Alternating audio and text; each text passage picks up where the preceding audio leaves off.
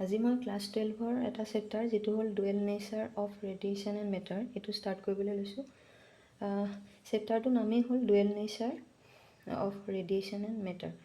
তাৰমানে dual nature মানে আমি জানো যে দুটা প্ৰকৃতি, তাৰমানে কাৰ ৰেডিয়েশ্যন আৰু মেটাৰ। আমি এটা কথা জানো যে আমাৰ যিটো ইউনিভাৰ্চ হয়, ইউনিভাৰ্চত দুটা ধৰণৰ বস্তুৱে পোৱা যায়, তাত মেটাৰ থাকে আৰু ৰেডিয়েশ্যন থাকে।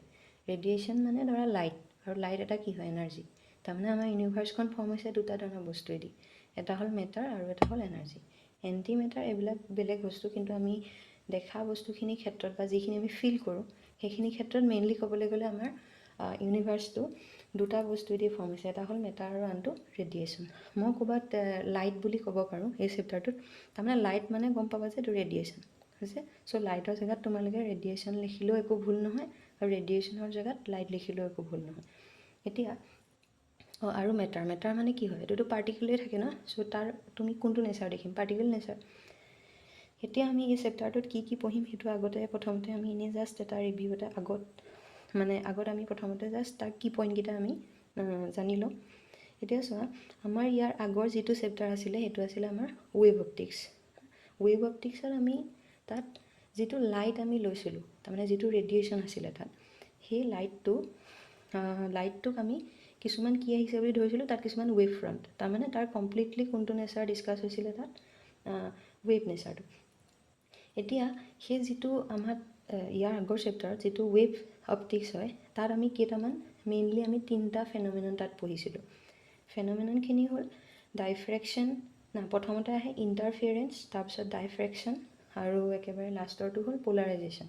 এই তিনিওটা ফেন'মেননত আমি যদি লাইটক এটা ৱেভ বুলি ধৰোঁ, তেতিয়াহে সেই 3টা ফেন'মেননক আমি এক্সপ্লেইন কৰিব পাৰি। তাৰমানে তাত একচুৱেলি লাইটৰ দুটা নেচাৰ থাকে, কিন্তু আগতে মানুহে সেই কথাটো গম পোৱা নাছিল যে ৰেডিয়েশ্যনৰ ডুৱেল নেচাৰ থাকে।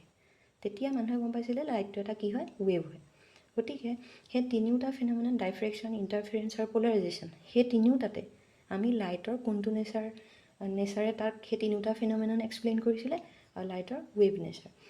ইয়াৰ পাছতে কি হ'ল, তেতিয়ালৈকে মানুহে গম পালে যে লাইট এটা ৱেভ, একো দিগদাৰ নাছিলে তেতিয়ালৈকে। কিন্তু তাৰ পাছতে নতুন এটা ফেন'মেনন ডিছকভাৰ হ'ল, সেইটো হ'ল photo electric effect. Photo electric ইফেক্টটো কোনে প্ৰথম ডিছকভাৰ কৰিছিলে, আমাৰ হাৰ্টছে। এতিয়া যি মানে প্ৰথম ইলেক্ট্ৰমেগনেটিক ৱেভৰ কথাও প্ৰথম তেওঁ পায়নিয়াৰ আছিলে। চ' সেইটো কাৰণে হাৰ্টছে ইয়াত আৰম্ভ কৰিছে। চ' ফটো ইলেক্ট্ৰিক এফেক্টটো তোমাৰ যেতিয়া ফটো ইলেক্ট্ৰিক এফেক্ট যেতিয়া আমাৰ তাত ডিছকভাৰ হ'ল, তাত কি হ'ল, গম পোৱা হ'ল যে ফটো ইলেক্ট্ৰিক ইফেক্টটোনো কি। ফটো ইলেক্ট্ৰিক ইফেক্ট মানে কি হয়, কিছুমান photo sensitive material, mainly metal হয়। মেটেলত যেতিয়া কিছুমান আমি লাইট পেলাই দিওঁ, মানে কিছুমান যেতিয়া ৰেডিয়েশ্যন তাত পেলাওঁ, তেতিয়া কি হয়, সেই মেটেলততো এনেও ফ্ৰী ইলেক্ট্ৰন থাকেই। সেই ফ্ৰী ইলেক্ট্ৰনখিনি কমপ্লিটলি মেটেল ছাৰফেচটো পূৰা নক আউট হৈ যায়। তাৰমানে তোমাৰ মেটেল ছাৰফেচটো কমপ্লিটলি মেটেল ছাৰফেচটোৰ পৰা ওলাই গুচি যায়।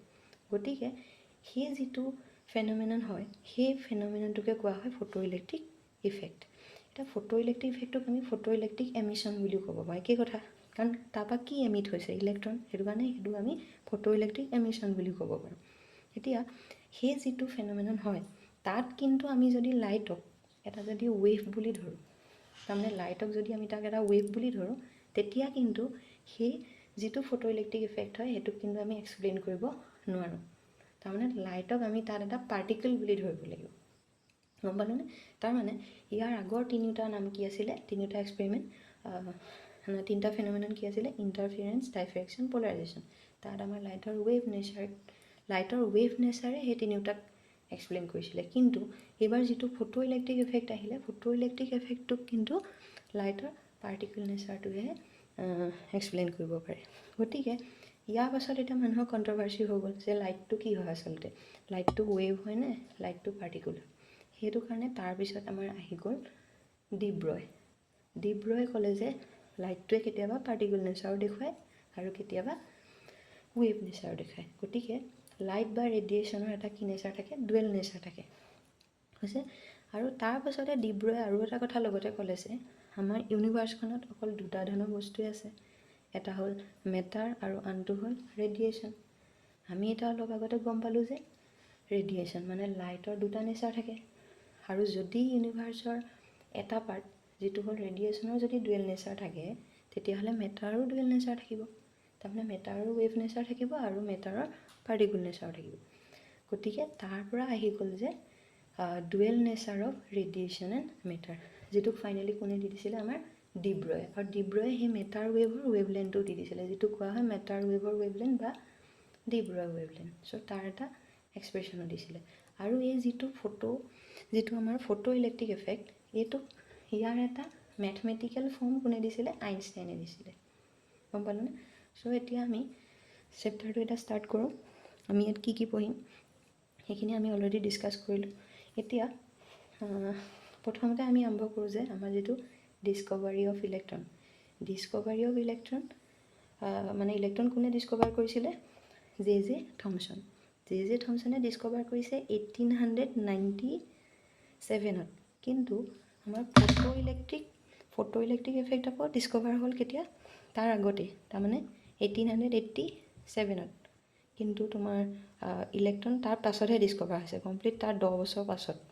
গতিকে এই যিটো ইফেক্ট মানে যিটো আমাৰ ফটো ইলেক্ট্ৰিক ইফেক্ট, এইটো নামটো তেতিয়া ফটো ইলেক্ট্ৰিক ইফেক্ট নাছিলেই। আৰু এইটো প্ৰথম কোনে ডিস্কভাৰ কৰিছিলে? হাৰ্টজে। সেইটো কাৰণে এইটো কিবা হাৰ্টজৰ এটা কিবা এনেকুৱা এটা এক্সপেৰিমেণ্ট বুলি জাষ্ট ধৰি থোৱা হৈছিল। গতিকে পিছত যেতিয়া ইলেক্ট্ৰন ডিস্কভাৰ হ'ল, তাৰ পাছত এই এফেক্টটোৰ নাম হ'ল ফটো ইলেক্ট্ৰিক এফেক্ট। কাৰণ ইয়াত কোন ওলাই যায়? তাৰ পৰা এমিট হয় ইলেক্ট্ৰন। সেইটো কাৰণে নামটো ফটো ইলেক্ট্ৰিক এফেক্ট দিলে। এতিয়া আমি মই প্ৰথমতে আৰম্ভ কৰিছোঁ যিটো আমাৰ ডিস্কভাৰী অফ ইলেক্ট্ৰন। চনটো মনত ৰাখিব লাগে, কেতিয়াবা এক্সামত দিয়েও চনটো। আৰু তেওঁ কি আছিলে? তেওঁক নোবেল এৱাৰ্ড পাইছিলে তাৰ কাৰণে। আৰু ইয়াৰ পাছতে কোন আহিলে? আমাৰ মিলিকান, আৰ এ মিলিকানে আকৌ এই যিটো ইলেক্ট্ৰন ডিস্কভাৰ কৰিলে অলপ দিনৰ আগত, কোনে ডিস্কভাৰ কৰি গৈছে? আমাৰ জে থমছনে। সেই যিটো ইলেক্ট্ৰন হয়, ইলেক্ট্ৰনত কিমান চাৰ্জ থাকে, মানে ইলেক্ট্ৰনত কিমান চাৰ্জ থাকে, সেই চাৰ্জটো হ'ল 1.6 × 10⁻⁻19 কুলম। আৰু সেই 10⁻⁻19 কুলমৰ চাৰ্জেই বেলেগ বডিত মাল্টিপুল হৈ থাকে। তাৰমানে যিকোনো বেলেগ ধৰণৰ চাৰ্জ আমি পোৱা নাযায়, চব কাৰ মাল্টিপুল হয়? 1.6 × 10⁻⁻19। গতিকে তাৰ নেক্সটটো যদি হয়তো দুটা হ'ব, তাৰ ডাবুল হ'ব, নহ'লে ট্ৰিপুল হ'ব, নহ'লে কোৱাড্ৰাপুল হ'ব, হয়নে? চ' তাৰমানে কেতিয়াও কিন্তু 1.5টা বা 2.5টা তেনেকুৱা পইণ্টত কেতিয়াও নাথাকে। চ' চব কেনেকুৱা হ'ব? এটা গোটা, মানে গোটা বুলি ক'ব নোৱাৰি, গোটা সংখ্যা বুলি ক'ব নোৱাৰি। এইটো হ'ব কাৰ মাল্টিপুল? সেই যিটো 1.6 × 10⁻⁻19 কুলমৰ, যিটো কোৱা হয় এলিমেণ্টেৰী চাৰ্জ। তাৰমানে এটা ইলেক্ট্ৰনত এলিমেণ্টেৰী চাৰ্জৰ সমান চাৰ্জ থাকে, হৈছে? এতিয়া সেই যিটো কোৱাণ্টাইজেশ্যনটো এক্সপেৰিমেণ্টেলি প্ৰুভ কৰিছিলে আৰ এ মিলিকান, যিটো এক্সপেৰিমেণ্টটোৰ নাম হ'ল মিলিকানছ অইল ড্ৰপ এক্সপেৰিমেণ্ট। আৰু ইয়াৰ পাছত ইয়াৰ পাছত এটা বস্তু দিছোঁ যে মই কুৱেশ্যনৰ আগতে লিখি দিছোঁ, যিটো হ'ল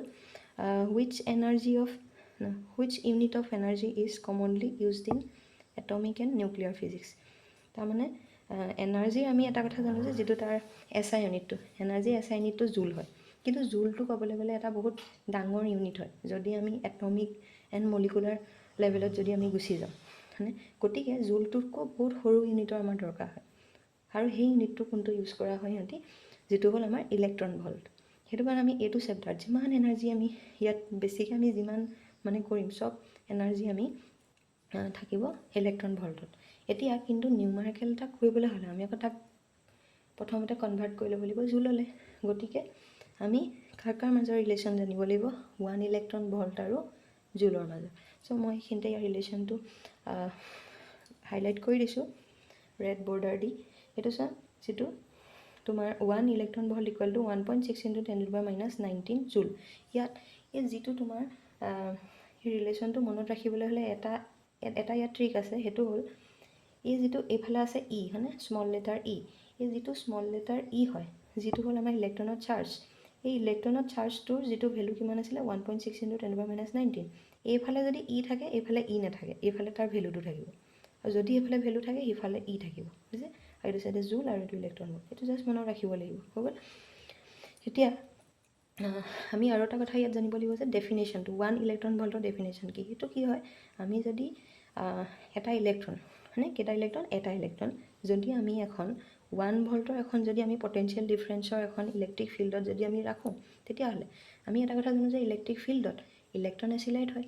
কাৰণ ইলেক্ট্ৰিক ইলেক্ট্ৰিক ফিল্ডে এটা চাৰ্জ পাৰ্টিকুলক এচিলাৰেট কৰে, হয়নে? এচিলাৰেটো কৰিব পাৰে, ডি এচিলাৰেটো কৰিব পাৰে। সেইটো ডিপেণ্ড কৰিব সেই চাৰ্জটো নেচাৰৰ ওপৰত আৰু ফিল্ডখনৰ ডাইৰেকশ্যনৰ ওপৰত হ'ল। এতিয়া ইয়াত আমি এচিলাৰেট বুলিয়ে কৈছোঁ। এতিয়া সেই ইলেক্ট্ৰনটো যে এচিলেট কৰিলে, এচিলেট কৰাৰ লগে লগে তাৰ কাইনেটিক এনাৰ্জি পাব, তাৰমানে সি এটা এনাৰ্জি গেইন কৰিলে সেই ফিল্ডখনত ৰাখি দিয়াৰ কাৰণে, আৰু সেই এনাৰ্জিটোকে কোৱা হ'ব 1 electron volt, 1 electron volt energy.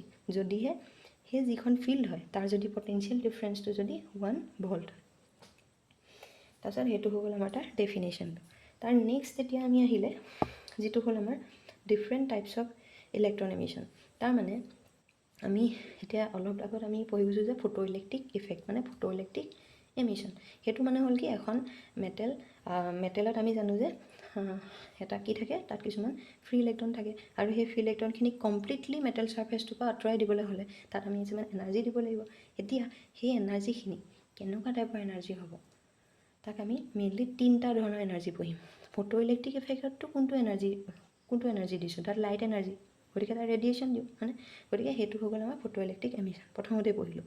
ইয়াৰ বাহিৰেও কিন্তু 2টা ধৰণৰ বেলেগ বেলেগ এমিশ্যন আছে। এটা হ'ল থাৰ্মাইনিক এমিশ্যন আৰু আনটো হ'ল ফিল্ড এমিশ্যন। থাৰ্মাইনিক এমিশ্যনত কি দিয়ে, হিট এনাৰ্জি দিয়ে, তাৰমানে মেটেলটোক গৰম কৰি দিয়ে, মানে বা বেলেগ ধৰণে তাত জাষ্ট কোনটো এনাৰ্জি দিয়া হয়, যিকোনো ধৰণে দিব পাৰে, হিট এনাৰ্জি দিয়া হয়। আৰু এই হিট এনাৰ্জি দিয়াৰ লগে লগে সেই ফ্ৰী ইলেক্ট্ৰনখিনিয়ে ইমান এনাৰ্জি পাই যায় যে সেই ছাৰ্ফেচটো মানে একেবাৰে তাৰ পৰা মানে একেবাৰে ইজেক্ট হৈ গুচি যায়, ওলাই যাব পাৰে, হৈছে? কাৰণ কিবা বস্তু এটা যদি বহুত এনাৰ্জি পায় তেতিয়াহে সি তাক এৰি থৈ যাব পাৰে। কম এনাৰ্জি হ'লে তাক কমপ্লিট আঁতৰি দিব নোৱাৰে, গতিকে সেই যিটো মানে আমি তাক কি এনাৰ্জি দিছিলোঁ, হিট এনাৰ্জি দিছিলোঁ, আৰু সেইটো টাইপৰ এমিশ্যনক কোৱা হয় থাৰ্মাইনিক এমিশ্যন। ইয়াৰ পিছত নেক্সট আহিলে তোমাৰ ফিল্ড এমিশ্যন। ফিল্ড এমিশ্যন মানে নামটোৱে হ'ল ফিল্ড এমিশ্যন, বা কিছুমানে এইটো ইলেক্ট্ৰিক এমিশ্যন বুলিও কোৱা হয়। চ' ফিল্ড এমিশ্যন মানে হ'ল কি, আমি এইবাৰ হিট এনাৰ্জি বাদ দি, হিট এনাৰ্জি বাহিৰে আকৌ কোনটো হিট এনাৰ্জি দিয়া নাই, এইবাৰ আমি কোনটো এনাৰ্জি দিছোঁ, এখন ইলেক্ট্ৰিকেল এনাৰ্জি দিছোঁ। তাৰমানে আমি সেই যিটো মেটেল হয় সেই মেটেলটোক এখন বহুত হাই এনাৰ্জেটিক এখন মানে ভল্টেজৰ এখন ইলেক্ট্ৰিক ফিল্ডত ৰখা হয়, হয়নে? আৰু এটা কথা আমি জানো যে এখন ইলেক্ট্ৰিক ফিল্ড পাবলৈ হ'লে তাক আমি 2টা ছাইডে কি মানে 2খন প্লেটত আমি কি দিব লাগিব, ভল্টেজ দিব লাগিব, মানে ভল্টেজ দিলেহে তাত ইলেক্ট্ৰিক ফিল্ডটো আহিব। গতিকে সেই যিটো ভল্টেজ দিছোঁ সেই ভল্টেজৰ ভেলুটো বহুত হাই হয়, যিটো হ'ল 10⁸ ভল পাৰ মিটাৰ। ইয়াত কিন্তু আমাৰ যিখন আমাৰ ফিল্ড যিখন ইউজ কৰিছোঁ, মানে সেই যিখন ফিল্ড হয় ফিল্ডখনৰ ইলেক্ট্ৰিক ফিল্ডৰ ভেলুটো দিছে, এইটো ভল্টেজৰ ভেলুটো নহয়, এইটো কোনটো হয়, ইলেক্ট্ৰিক ফিল্ডৰ মানে ইণ্টেনচিটিটো, কিমান ষ্ট্ৰং হয় ইলেক্ট্ৰিক ফিল্ডখন। আৰু আমি এটা কথা জানো যে ইলেক্ট্ৰিক ফিল্ডৰ নৰ্মেল ফৰ্মুলাটো যিটো জেনেৰেল যিটো ফৰ্মুলা আছিলে সেইটো আছিলে E ইকুৱেল টু F/Q। গতিকে F/Q পৰা আহিব নিউটন পাৰ কুলম। কিন্তু আৰু এটা আছিলে ইলেক্ট্ৰিক ফিল্ডৰ বেলেগ ফৰ্মুলা, সেইটো আছিলে E ইকুৱেল টু -dV/dr। গতিকে ইয়াৰ পৰা যদি ইলেক্ট্ৰিক ফিল্ডৰ আমি ইউনিটটো উলিয়াওঁ সেইটো হ'ব ভল্ট পাৰ মিটাৰ। গতিকে ইয়াত আমি কোনটো লৈছোঁ, ভল্ট পাৰ মিটাৰ। ইয়াৰ পিছত নেক্সট আহিলে আমাৰ photo electric emission. Photo electric emission মানে ইয়াত কোনটো এনাৰ্জি দিম, লাইট এনাৰ্জি, যিটোক আমি ৰেডিয়েশ্যন বুলি কওঁ। কিন্তু লাইট এনাৰ্জিটো দিলেই নহ'ব, এটা চুইটেবল ফ্ৰিকুৱেঞ্চিৰ হ'ব লাগিব। ফ্ৰিকুৱেঞ্চিটো কিন্তু এটা নিৰ্দিষ্ট ফ্ৰিকুৱেঞ্চি দিলেহে কিন্তু সেই মেটেলটোৰ পৰা ইলেক্ট্ৰনখিনি কমপ্লিট তাৰ পৰা ওলাই যাব, কিন্তু তাতকৈ কম দিলে নহ'ব। গতিকে এটা মিনিমাম ফ্ৰিকুৱেঞ্চি লাগিবই, আৰু সেই যিটো minimum frequency that will be depend on the nature of the মানে যিটো আমাৰ ফটোচেনচিটিভ মেটেৰিয়েল, মানে যিটো মেটেল লৈছোঁ সেই মেটেলটোৰ তাৰমানে নেচাৰটোৰ ওপৰতো ডিপেণ্ড কৰিব। এতিয়া যেনেকৈ মই জাষ্ট সেইটো আমি পিছত আছে কিন্তু মই আগতে কৈ দিছোঁ, সেইটো হ'ল যেনেকৈ আমাৰ এলকালি মেটেল যিকেইটা হ'ল ছডিয়াম, লিথিয়াম, হয়নে? লিথিয়াম, ছডিয়াম, এইকেইটা যিকেইটা আমাৰ পিৰিয়ডিক টেবুলত যাৰ কিমান হয়, যাৰ মানে লাষ্টত ভেলেন্স শেলত এটাকে ইলেক্ট্ৰন থাকে, হয়নে? চ' সেইটো কাৰণে ছডিয়াম, লিথিয়াম এইকেইটাৰ কিন্তু তুমি মানে একদম হাই এনাৰ্জি ফ্ৰিকুৱেঞ্চি ৰেডিয়েশ্যন তাত নিদিলেও হয়। একদম নৰ্মেল আমাৰ যিটো ভিজিবল লাইট, তাৰমানে তুমি ছানলাইটত ৰাখি থৈ দিয়া বা যিকোনো পোহৰ জাষ্ট যিটো দেখিছোঁ ভিজিবল লাইটত ৰাখি থ'লে সিহঁতৰ তাৰপৰা ইলেক্ট্ৰনখিনি অট'মেটিকেলি কি হৈ থাকে, এমিট হৈ থাকে। গতিকে তাৰ অলপ দি দিলেই হৈ যায়, ইমান বেছি নালাগে। গতিকে তাৰ যিটো চুইটেবল ফ্ৰিকুৱেঞ্চি দিছে সেইটো বহুত কম হয়, বহুত কমতে হৈ যায়। কিন্তু কিছুমান আমাৰ হেভি মেটেল, হয়নে? হেভি মেটেলবিলাকৰ ক্ষেত্ৰত কিন্তু তুমি হয়তো আল্ট্ৰাভায়লেট লাগে, বা আৰু যদি হেভি হয় তেতিয়াহ'লে হয়তো এক্সৰে লাগিব, আৰু যদি হেভি হয় আৰু তাতকৈ মানে হাৰ্ড এক্সৰে ইউজ কৰা হয়। গতিকে সেইখিনি কিহৰ ওপৰত ডিপেণ্ড কৰে, সেই মেটেলটোৰ মানে সেই যিটো ফটো চেঞ্চিটিভ ছাবষ্টেঞ্চ হয় সেইটোৰ নেচাৰৰ ওপৰত ডিপেণ্ড কৰিব হয়নে। ইয়াত মই মেটেল নকয় ফটো চেঞ্চিটিভ ছাবষ্টেঞ্চ বুলিও ক'ব পাৰোঁ বা ফটো চেঞ্চিটিভ মেটেৰিয়েল বুলিও ক'ব পাৰোঁ হৈছে। এতিয়া সেই যিটো ধৰণে এইটো কৰা হয় এইটো কোৱা হয় ফটো ইলেক্ট্ৰিক এমিশ্যন, আৰু ইয়াত যিটো মিনিমাম ফ্ৰিকুৱেঞ্চি লাগিব সেইটোক কোৱা হয় থ্ৰেছহল্ড ফ্ৰিকুৱেঞ্চি হৈছে। আৰু যদি কেনেবাকৈ ফ্ৰিকুৱেঞ্চি মিনিমাম হয় ৱেভলেন্থ কি হ'ব, মেক্সিমাম হ'ব। গতিকে ইয়াত আমি যিটো মেক্সিমাম ৱেভলেন্থ হ'ব সেইটোক ক'ম আমি থ্ৰেছহল্ড ৱেভলেন্থ হৈছে, থ্ৰেছহল্ড ৱেভলেন্থ আৰু থ্ৰেছহল্ড ফ্ৰিকুৱেঞ্চি হৈ গ'ল। এতিয়া ইয়াৰ পাছত আমাৰ আহিলে এতিয়াহে আমাৰ মেইনকৈ আহিছে যিটো ফটো ইলেক্ট্ৰিক ইফেক্ট, যিটো আমাৰ ফটো ইলেক্ট্ৰিক এমিশ্যনে, কিন্তু এইটোক আমি ফটো ইলেক্ট্ৰিক ইফেক্ট বুলি কৈছোঁ হৈছে। ফটো ইলেক্ট্ৰিক ইফেক্টত অলৰেডি মই ডেফিনেশ্যনটো আগত ক'লোৱেই হয়নে, যিটো হ'ল মই আকৌ এবাৰ কৈ দিছোঁ, when a radiation of suitable frequency incident on a photosensitive material, electrons are emitted from the surface হয়নে। আৰু এই ফেন'মেননটোকে কোৱা হয় ফটো ইলেক্ট্ৰিক ইফেক্ট। আৰু এইটো কোনে ডিছকভাৰ কৰিছিলে, মই অলৰেডি ক'লোৱে হেনৰিচ হাৰ্টজ। আৰু সেইটো মই যে ক'লোঁ ইলেক্ট্ৰন তাৰ পিছতহে ডিছকভাৰ হৈছে, সেইটো কাৰণে নামটো প্ৰথমতে দিয়া নাছিলে কিন্তু তাৰ পিছত দিছে। আৰু এই যিটো ফটো চেঞ্চিটিভ মেটেৰিয়েল, সেই ফটো চেঞ্চিটিভ মেটেৰিয়েলটোত আমি লাইট ৰেডিয়েশ্যন তাত ইনচিডেণ্ট কৰাৰ পাছতহে ইলেক্ট্ৰনখিনি ওলাইছে। আৰু এই যিখিনি ইলেক্ট্ৰন কমপ্লিট ফ্ৰী হৈ ওলাই গৈছে মেটেলটোৰ পৰা, আৰু মেটেলটোত আগলৈকে যিখিনি আছিল সেইখিনি আছিলে ফ্ৰী ইলেক্ট্ৰন, আৰু যিখিনি একেবাৰে ওলাই গুচি গৈছে ৰেডিয়েশ্যন দিয়াৰ পাছত এইকেইটাক কোৱা হয়, এইখিনি ইলেক্ট্ৰনক কোৱা হয় ফটো ইলেক্ট্ৰন। কাৰণ আমি কিছুমান কি পেলাইছিলোঁ লাইট, আৰু লাইটত কি থাকে ফটোন, সিহঁতি যিকেইটা ইলেক্ট্ৰনক ইজেক্ট কৰি দিছে মেটেল ছাৰ্ফেচৰ পৰা সেইকেইটাক কোৱা হয় ফটো ইলেক্ট্ৰন, এইকেইটা কোৱা হয় ফটো ইলেক্ট্ৰন। আৰু ফটো ইলেক্ট্ৰনখিনি যেতিয়া এটা কণ্ডাক্টৰৰ মাজেৰে কি হ'ব মুভ কৰিব তেতিয়াহে তাত এটা কি দিব, কাৰেণ্ট দিব, আৰু সেই কাৰেণ্টটোক কোৱা হয় ফটো কাৰেণ্ট বা ফটো ইলেক্ট্ৰিক কাৰেণ্ট বুলিও কোৱা হয়, বা শ্বৰ্টত কোৱা হয় ফটো কাৰেণ্ট হৈছে। এতিয়া সেই যিকেইটা নাম photo electric effect, photo current হয়নে, ফটো ইলেক্ট্ৰন, এই গোটেইবিলাক ইভেন সেই ইফেক্টটোৰ নামটো ফটো ইলেক্ট্ৰিক ইফেক্ট চব ইলেক্ট্ৰন ডিছকভাৰী পিছতহে নামবিলাক দিয়া হৈছে হৈ গ'ল। ইয়াৰ পাছত কি হ'ল, প্ৰথমতেতো হাৰ্টজে ইনে চিম্পলি কৈ দিছিলে কথাখিনি, তথাপি মেইন কথাখিনি হাৰ্টজে কৰিলে। কিন্তু তাৰ পাছত এই যিটো ইফেক্ট যিটো ফটো ইলেক্ট্ৰিক ইফেক্ট হয় এইটো ফাৰ্ডাৰ আৰু ভালকৈ মানে ষ্টাডি কৰিলে, আৰু ভালকৈ এক্সপেৰিমেণ্ট কিছুমান কৰিলে। সেইটো কৰিছিলে আমাৰ হলৱাক আৰু লেনাৰ্ড, এই দুজন গ্ৰেট ফিজিচিয়ান আছিলে। তেওঁলোকে কি কৰিছিলে, এই গোটেই যিটো ছেটআপ আছিলে কোনে দি থৈ গৈছিলে, আমাৰ হাৰ্টজে এই গোটেই ফটো ইলেক্ট্ৰিক ইফেক্টটোৰ ওপৰত ভালকৈ কৰিলে এক্সপেৰিমেণ্ট। আৰু তেওঁলোকে কি কৰি চালে, তেওঁলোকে মেইনলি দুটা কাম কৰিছিলে। সেইটো হ'ল তেওঁলোকে কি কৰিলে, এই যিটো লাইট ৰেডিয়েশ্যন ইয়াত পৰিছেহি, যিটো ইনচিডেণ্ট হৈছেহি, সেই লাইট ৰেডিয়েশ্যনটোৰ ইনটেনচিটিটো চেঞ্জ কৰি চালে। তাৰমানে সেই যিটো লাইট আহিছে, সেই যিটো বাল্বৰ পৰা ধৰা ওলাইছে এই লাইটটো মানে সেই তাৰ ৱাটটো মানে পাৱাৰটো বঢ়াই দিলে, তাৰমানে বেছি উজ্জ্বল কৰি দিলে। আৰু উজ্জ্বল হৈছে মানে ইয়াৰ পৰা বেছি লাইট ৰে আহিব, গতিকে বেছি নাম্বাৰ্ছ অফ ফটোন আহিব, আৰু সেইটোকে কি হ'ব লাইটটোৰ ইনটেনচিটি বাঢ়িব। তাৰমানে ইনটেনচিটি বঢ়াই চাইছিলে, ইনটেনচিটি কমাই চাইছিলে কি হ'ব, ইয়াত কি কি চেঞ্জ হ'ব সেইটো চাইছিলে হয়নে। আৰু এটা তেওঁলোকে কি কৰিছিলে, এবাৰ কি কৰিছিলে, কালাৰটো একেই ৰাখিছিলে। কালাৰটো একেই ৰখা মানে ফ্ৰিকুৱেঞ্চি একেই, আমি জানো যে কালাৰ একেই মানে ফ্ৰিকুৱেঞ্চি একেই কিন্তু কালাৰ একেই মানে আকৌ ৱেভলেন্থ একেই নহয়, আকৌ কালাৰ একেই মানে ফ্ৰিকুৱেঞ্চিহে একেই। গতিকে তেওঁলোকে কালাৰটো একেই ৰাখিছিলে। তাৰমানে লাইটৰ বাল্বটো ধৰা ৰঙা, ৰেড বাল্ব এটা লৈছে, ৰেড বাল্বটোক বাৰে বাৰে মানে বেলেগ বেলেগ ৱাটৰ বাল্ব ইউজ কৰিছিলে, তাৰমানে ইনটেনচিটিটো চেঞ্জ কৰি চাইছিলে, কিন্তু ফ্ৰিকুৱেঞ্চিটো ছেইম ৰাখিছিলে। সেইটো কৰি চালে, আৰু পিছৰবাৰ আকৌ কি কৰিলে, ইনটেনচিটি ছেইম ৰাখিছে কিন্তু বাল্বকেইটা কালাৰ বেলেগ কৰি দিছে, তাৰমানে তাৰ ফ্ৰিকুৱেঞ্চি বেলেগ কৰি চালে। সেইবাৰ কি হৈছে সেইটো চালে। গতিকে তেওঁলোকে মেইনলি দুটা ভেৰিয়েশ্যন লৈছিলে হৈছে, আৰু সেই দুটা গ্ৰাফ আমি পিছত ডিটেইলছত পঢ়িম।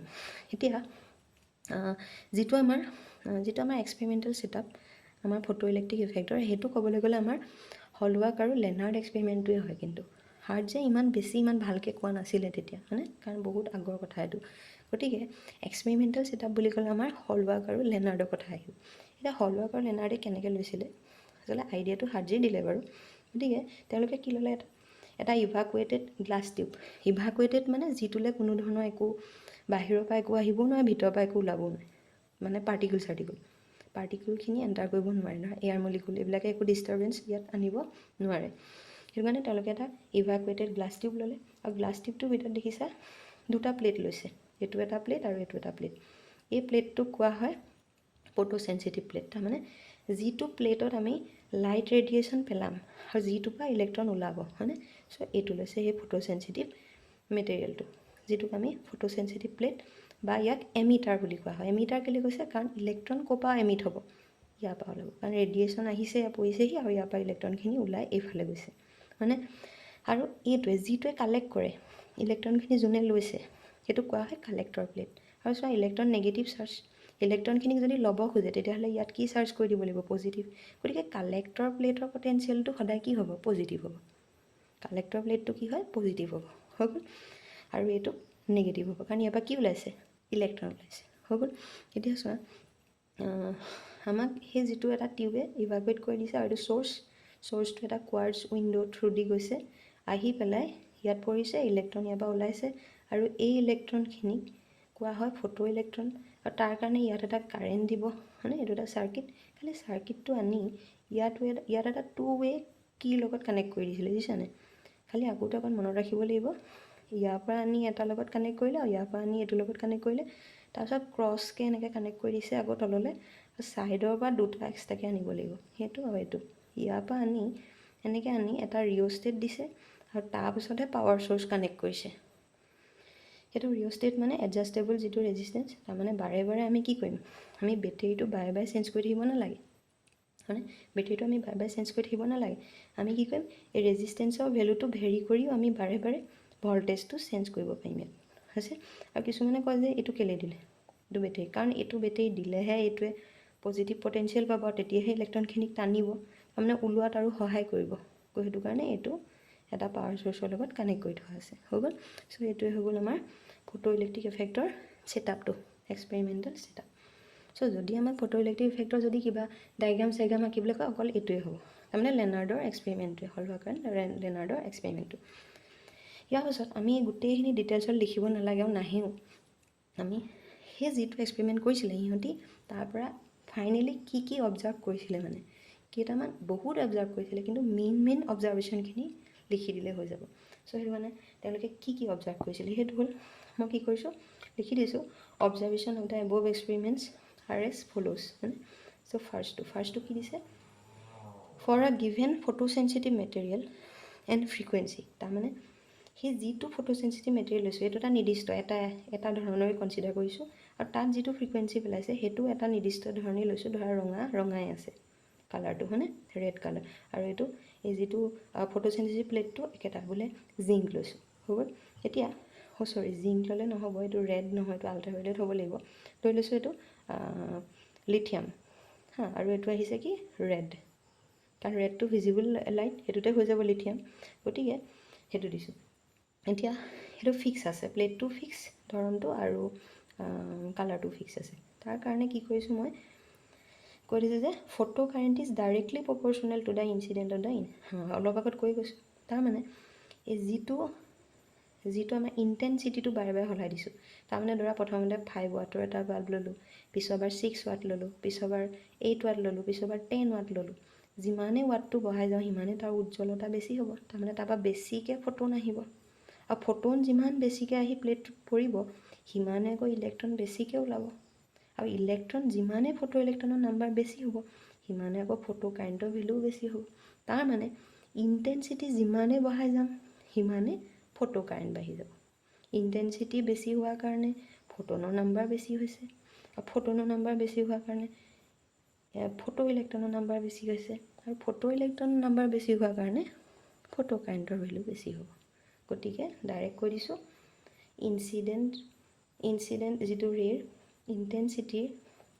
ইণ্টেনচিটিৰ ওপৰত ডিপেণ্ড কৰে কোন, ফটো কাৰেণ্ট। গতিকে কি লিখি দিছোঁ, photo current is directly proportional to the intensity of the incident radiation.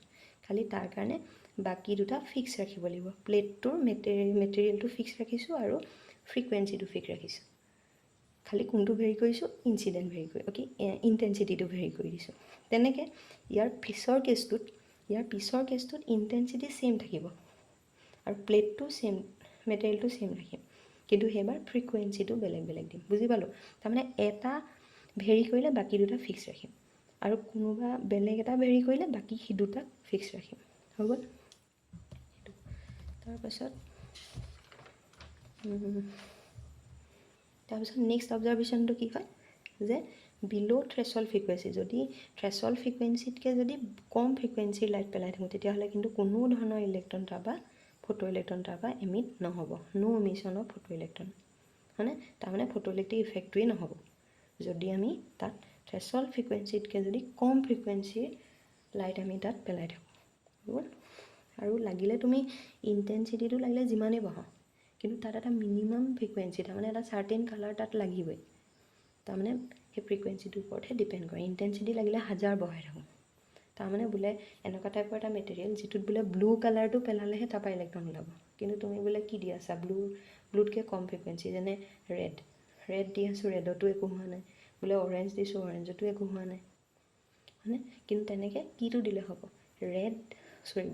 Blue কি আছিলে ব্লুটো দিলেহে মানে ইলেক্ট্ৰনটো তাৰপৰা ওলাব হৈছে ইয়াৰ পিছত নেক্সট আহিছে এই যিটো প্ৰচেছ এইটো এটা ইনষ্টেণ্টেনিয়াছ প্ৰচেছ তাৰমানে কি হয় ইনষ্টেণ্টেনিয়াছ প্ৰচেছ মানে যেতিয়াই ৰেডিয়েশ্যন আহি পৰিছেহি প্লেটটোত যেতিয়াই ৰেডিয়েশ্যন আহি পৰিছেহি প্লেটটো আহি ৰেডিয়েশ্যন আহি প্লেটত পৰিছেহি আৰু লগালগ ইলেক্ট্ৰন ওলাইছে ৰেডিয়েশ্যন পৰা অলপ দেৰি পাছত ইলেক্ট্ৰন ওলোৱা নাই লগালগ ৰেডিয়েশ্যন পৰিছেও ইলেক্ট্ৰন ওলাইছেও ৰেডিয়েশ্যন আহি পৰিছে ইলেক্ট্ৰন ওলাইছে তাৰমানে ৰেডিয়েশ্যন আহি পৰিলে বোলে অলপ দেৰি পাছতহে ইলেক্ট্ৰন ওলাইছে সেইটো নহয় তাৰমানে ইয়াত কোনো ধৰণৰ টাইম লেগ নাই ইয়াত কোনো ধৰণৰ লেগ নাই টাইমৰ আৰু সেই টাইমটো যদিও এটা নিৰ্দিষ্ট টাইম লাগিছে সেইটো এটা নেনো ছেকেণ্ড যিটো আমি অলমষ্ট লেগ নাই বুলি ক'ব পাৰোঁ হ'ব নেনো ছেকেণ্ড মানে 10⁻৯ ছেকেণ্ড সিমানটোৰ হ'ব গতিকে ন' টাইম লেগ বুলি ক'ব পাৰি এইটো গতিকে এই প্ৰচেছটোক আমি ইনষ্টেণ্টেনিয়াছ প্ৰচেছ বুলি কওঁ যিবিলাক কোনো ধৰণৰ টাইম লেগ নাথাকে সেইবিলাকক কোৱা হয় ইনষ্টেণ্টেনিয়াছ প্ৰচেছ ইয়াৰ পাছত আহিলে আমাৰ থ্ৰেছল ফ্ৰিকুৱেঞ্চি অলৰেডি ক'লোৱেই যিটো হ'ল আমাৰ মিনিমাম ফ্ৰিকুৱেঞ্চি কিহৰ কাৰণে দৰকাৰ হয় ইলেক্ট্ৰন ইজেক্ট কৰিবলৈ দৰকাৰ হয় আৰু সেইটোক আমি কাট অফ ফ্ৰিকুৱেঞ্চি বুলি ক'ব পাৰোঁ চ' এইটো ডেফিনেশ্যন তেনেকৈ আছে হৈ গ'ল নেক্সট আহিছে থ্ৰেছল ৱেভলেন্থ যিটো মই ক'লোঁ যদি ফ্ৰিকুৱেঞ্চি মিনিমাম হয় ৱেভলেন্থ মেক্সিমাম হ'ব এজ ইট ইজ একে মই তলত এইবিলাক ইয়াৰ পৰা চাই লিখি দিম মানে নেক্সট আহিছে থ্ৰেছল ফ্ৰিকুৱেঞ্চি আৰু যিটো ৱেভলেন্থ সেইটো কিন্তু কিহৰ ওপৰত ডিপেণ্ড কৰে নেচাৰ অফ দ্য ফটোচেনচিটিভ মেটেৰিয়েল তাৰমানে এই দুটা কিহৰ ওপৰত ডিপেণ্ড কৰিব মেটেৰিয়েলটো নেচাৰৰ ওপৰত কাৰণ অলৰেডি আগত মই কৈ আহিছোঁ লিথিয়াম ছ'ডিয়াম পটেছিয়াম সেইবিলাকৰ কাৰণে ভিজিবলতে হয় কিন্তু জিংক কেডমিয়াম মেগনেছিয়াম সেইবিলাকৰ কাৰণে আকৌ আল্ট্ৰাভায়লেটতে হয় গতিকে সেই যিটো মেটেৰিয়েল সেই মেটেৰিয়েলটো নেচাৰৰ ওপৰতহে ডিপেণ্ড কৰিব হ'ব গতিকে এইখিনি যে ক'লোঁ সেইখিনি আকৌ ইয়াত ভালকৈ লিখি থোৱা আছে হ'ব ইয়াৰ পিছত নেক্সট আহিলে তোমাৰ ফটো ইলেক্ট্ৰন আৰু ফটো কাৰেণ্ট মই অলৰেডি ক'লোৱেই ফটো ইলেক্ট্ৰন মানে কি ফটো কাৰেণ্ট মানে কি ফটো ইলেক্ট্ৰন মানে সেই যিবিলাক ওলাইছে মানে সেই মেটেৰিয়েলটোৰ পৰা যিবিলাক ইজেক্ট হৈছে ৰেডিয়েশ্যন পৰাৰ পাছত সেইবিলাক হ'ব ফটো ইলেক্ট্ৰন আৰু তাৰ কাৰণে যিটো কাৰেণ্ট দিছে সেইটো হ'ব ফটো কাৰেণ্ট আৰু ফটো কাৰেণ্টটো কিন্তু ইমানো এটা হাই কাৰেণ্ট নহয় ফটো কাৰেণ্ট চোৱা মাইক্ৰ' এম্পিয়াৰ থাকে এম্পিয়াৰটোহে এটা জোখৰ ইউনিট কিন্তু মাইক্ৰ' এম্পিয়াৰ কিমান সৰু ইউনিট গতিকে এইটো এটা বহুত মানে ল' এটা কাৰেণ্ট হয় হৈ গ'ল তেনেকৈ আকৌ ফটো কাৰেণ্টটো কিহৰ ওপৰত ডিপেণ্ড কৰে ফটো কাৰেণ্ট ডিপেণ্ড কৰে ইণ্টেনচিটি মই অলপ আগত কৈ আহিছোঁ যিমানেই উজ্জ্বলতা বঢ়াম সিমানেই ফটোনৰ নাম্বাৰ বেছি যিমানেই ফটো নাম্বাৰ বেছি সিমানেই বেছিকৈ ইলেক্ট্ৰন ওলাব যিমানেই ইলেক্ট্ৰন বেছিকৈ হ'ব ফটো ইলেক্ট্ৰন যিমানেই হ'ব সিমানেই ফটো কাৰেণ্ট বেছি হ'ব গতিকে এইটো কাৰ ওপৰত ডিপেণ্ড কৰে ইণ্টেনচিটি অফ দ্য ইনচিডেণ্ট লাইটৰ ওপৰত ডিপেণ্ড কৰে হ'ব ইয়াৰ পাছত আহিছে ষ্টপিং পটেনচিয়েল মানে কি এতিয়া ষ্টপিং পটেনচিয়েল মানে কি এইটো ৰেডিয়েশ্যন আহি আছে চ'ৰ্চৰ পৰা ৰেডিয়েশ্যন আহিছে এইটো ধৰক এটা বাল্ব হয় ৰেডিয়েশ্যন আহিছে প্লেটত পৰিছে তাৰ কাৰণে সেই ৰেডিয়েশ্যনে আহি পেলাই সেই মেটেৰিয়েলৰ পৰা কিছুমান ইলেক্ট্ৰন নক আউট কৰি দিছে মানে ইজেক্ট কৰি দিছে এইকেইটা ফটো ইলেক্ট্ৰন ওলাই গুচি গৈছে হৈ গ'ল এটা ইলেক্ট্ৰন যে ওলাই আছে তাৰ কাৰণেহে এটা ফটো কাৰেণ্ট পাইছোঁ যদি ইলেক্ট্ৰন নোলোৱা হয় ফটো কাৰেণ্টটো জিৰ' হৈ যাব ফটো ইলেক্ট্ৰন ওলাই থাকিলেহে এফালে কি হ'ব ফটো কাৰেণ্ট পাম মই যেনিবা এটা ফটো কাৰেণ্টটো জিৰ' কৰি দিব খুজিছোঁ তাৰ কাৰণে কি কৰিব লাগিব এই ইলেক্ট্ৰনক ওলোৱাত কোনে সহায় কৰিছে কালেক্টৰ প্লেট কাৰণ কালেক্টৰ প্লেটত আমি নৰ্মেলি কি পটেনচিয়েল দিওঁ পজিটিভ পটেনচিয়েল কাৰণে কিটো ক্ৰছ হৈ আছে এনেকৈ হ'ব কানেকশ্যনটো উল্টাকৈ এনেকৈ দেখিছানে, কাৰণ এইটো আকৌ ইয়াৰ লগতহে হয়, সেইটো দেখিছানে, এইটো আহি পজিটিভ। চ' সেইটো কাৰণে কালেক্টৰ প্লেট পজিটিভ পটেঞ্চিয়েল, সেইটো কাৰণে পজিটিভে ধুমধাম ইলেক্ট্ৰন নেগেটিভ টানি আছে। যদি মই ইলেক্ট্ৰনক নোলোৱা কৰিব খোজোঁ, তাৰমানে যদি বোলে ইলেক্ট্ৰনখিনি নোলা, তেতিয়াহ'লে ইলেক্ট্ৰনক কোনফালে ঠেলিব লাগিব, অপজিটত। যদি ইলেক্ট্ৰনক এইফালে অপজিটত ঠেলোঁ, তেতিয়াহ'লে এইখন কি কৰি দিব লাগিব, এই প্লেটটোক নিগেটিভ। যদি নিগেটিভ কৰোঁ, এইটো হৈ যাব আকৌ পজিটিভ। তাৰমানে গোটেই ছেটআপটো এই ভল্টেজটো ৰিভাৰ্চ কৰি দিব লাগিব, তাৰমানে বেটেৰীটো সলাই দিব লাগিব। কিন্তু আমি কৈছোঁ যে বেটেৰী বাৰে বাৰে নকৰোঁ, তাৰ কাৰণে এইটো 2-ৱে কি এটা আছে ইয়াত। এই কিটো আমি ইফালৰ পৰা সিফালে য'ত কানেকশ্যনটো সেইটো মতে লগাই দিম, হৈছে। আৰু সেইটো কৰাৰ পাছত এইটোত নিগেটিভ হৈ যাব, নিগেটিভে ইলেক্ট্ৰনক ৰিপেল কৰিব। কিন্তু নিগেটিভো যে দিছোঁ, সেইটো এটা মিনিমাম এটা ভল্টেজ দিলেহে ইলেক্ট্ৰন একেবাৰে নোলোৱা হ'ব। ইলেক্ট্ৰন বোলে ওলাই আছে, তুমি বোলে ইয়াত দি দিলা, বেটেৰীটো উল্টাই দিলোঁ, আগতে আছিলে +5 ভল্ট, যদি উল্টাই দিওঁ তেতিয়াহ'লে হৈ যাব -5 ভল্ট, হয়নে। যদি আগতে আছিলে পজিটিভ আছিলে, সেইটো পজিটিভ, সেইটো নিগেটিভ, হয়নে। তেতিয়া এই পটেঞ্চিয়েলটো ভল্টেজটো আছিলে বোলে 5 ভল্ট, জাষ্ট মই কৈছোঁ, লিখি দিছোঁ, তাত লিখিব নালাগে 5 ভল্ট। কিন্তু যদি উল্টা কৰি দিওঁ, ৰিভাৰ্চ ভল্টেজ পাইছে, এইবাৰ ক'ম -5 ভল্ট, একেটা বেটেৰী -5 ভল্ট উল্টাকৈ ক'লোঁ। গতিকে সেই -5 ভল্টে বোলে তেতিয়াও বোলে ইলেক্ট্ৰন ওলাইছে, কিন্তু আগতকৈ কম ওলাইছে, তথাপি বোলে এটা দুটা তেতিয়াও ওলাই আছে। তাৰমানে সেই -5 ভল্টটো ইয়াৰ কাৰণে ছাফিচিয়েণ্ট নহয়। আৰু অলপ কি কৰিলোঁ, আৰু অলপ বঢ়াই দিলোঁ, বোলে কৰি দিলোঁ -6 ভল্ট, তেতিয়াও বোলে একেবাৰে নোলোৱা শেষ, মানে একেবাৰে ইলেক্ট্ৰন ওলাবলৈ বন্ধ হোৱা নাই, তেতিয়াও বোলে এটা ওলাই আছে। পিছত আমি কৈ দিলোঁ বোলে 7 ভল্ট, -7 ভল্ট, এইবাৰ বোলে ইলেক্ট্ৰন নোলোৱা হ'ল। তেতিয়াহ'লে কিমান ভল্টেজ দিছিলোঁ, -7 ভল্ট। সেই -7 ভল্টে একদম ইলেক্ট্ৰন নোলোৱা হৈ গ'ল। নোলোৱা হ'ল মানে এইফালে ফটো কাৰেণ্ট কি হৈ গ'ল, 0 হৈ গ'ল। সেই যিটো ভল্টেজ দিলোঁ, এইটো কেনেকুৱা ভল্টেজ, নিগেটিভ ভল্টেজ, আৰু মিনিমাম দিছোঁ -7 ভল্ট। কাৰণ তুমি যদি -8 ভল্টো দিয়া বা যদি -9 ভল্টো দিয়া, তেতিয়াও ইলেক্ট্ৰন নোলোৱা হ'ব। গতিকে মিনিমাম কোনটো হৈছে, -7 ভল্ট। গতিকে সেই মিনিমাম যিটো ৰিভাৰ্চ যিটো ভল্টেজ দিলোঁ, যিটো আমাৰ নিগেটিভ ভল্টেজ, হয়নে, সেইটো নিগেটিভ কেলৈ কৈছোঁ, কাৰণ উল্টাই দিলোঁ ছেটআপটো। সেই যিটো ভল্টেজ দিলোঁ, যিটো পটেঞ্চিয়েল দিলোঁ, যাৰ কাৰণে ফটো কাৰেণ্টটো 0 হৈ গ'ল, তাকে কোৱা হয় ষ্টপিং পটেঞ্চিয়েল। গতিকে এইটোতো কোনটো ৱৰ্ড আমি লগাব লাগিব, মিনিমাম নিগেটিভ পটেঞ্চিয়েল, হৈছে। ইয়াত লিখি দিছোঁ, the minimum negative voltage, potential নকৈ ভল্টেজো ক'ব পাৰোঁ, due to which photo current become 0 is called stopping potential, হৈ গ'ল। আৰু এটা কথা, নিগেটিভ হয়, নিগেটিভ মানে উল্টা কৰি দিছোঁ। যেনেকৈ আমাৰ এচিলাৰেশ্যন দুটা আছিলে, পজিটিভ এচিলাৰেশ্যন আৰু নিগেটিভ এচিলাৰেশ্যন। আমি পজিটিভটো অকল এচিলাৰেশ্যন বুলি কওঁ, কিন্তু নিগেটিভটোক আমি ৰিটাৰ্ডেশ্যন বুলি কওঁ। তেনেকৈ ইয়াত আমাৰ পজিটিভ পটেঞ্চিয়েল উল্টা কৰি দিলোঁ, নিগেটিভ পটেঞ্চিয়েল কৰি দিলোঁ, চ' এইটোক আমি ৰিটাৰ্ডিং পটেঞ্চিয়েল বুলিও ক'ব পাৰোঁ, যিটো নিগেটিভ হয়, হৈ গ'ল। সেইটো কাৰণে এইটো কৈ দিছোঁ যে stopping potential is also' known as retarding potential, হৈ গ'ল। এতিয়া চোৱা, যিটো আমাৰ ষ্টপিং পটেঞ্চিয়েলটো আকৌ ডিপেণ্ড কৰে সেই ইনচিডেণ্ট ৰেডিয়েশ্যনটোৰ ফ্ৰিকুৱেঞ্চিৰ ওপৰত, হয়নে। তাৰমানে সেইটো এই যিটো ৰেডিয়েশ্যন ইয়াৰ পৰা ওলাই আছে, হয়নে, বোলে ইয়াৰ কিটোৰ ওপৰত ডিপেণ্ড কৰে, আমাৰ ফ্ৰিকুৱেঞ্চিটো।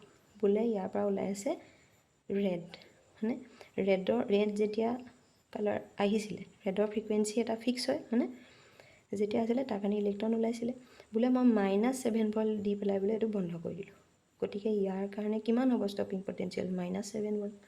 কিন্তু মই বোলে ইয়াৰ সেইটো কৰি দিলোঁ ব্লু, ৰেডতকৈ ব্লু ফ্ৰিকুৱেঞ্চি বেছি, গতিকে ব্লুৰ ফটোনবিলাকত বেছি এনাৰ্জি থাকিব।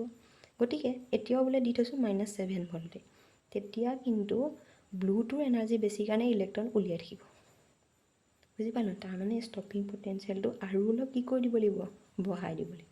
গতিকে ষ্টপিং পটেঞ্চিয়েলটো কিহৰ ওপৰত ডিপেণ্ড কৰিছে, যিটো ফ্ৰিকুৱেঞ্চিৰ ওপৰত, কিন্তু ইণ্টেনচিটিৰ ওপৰত নকৰে।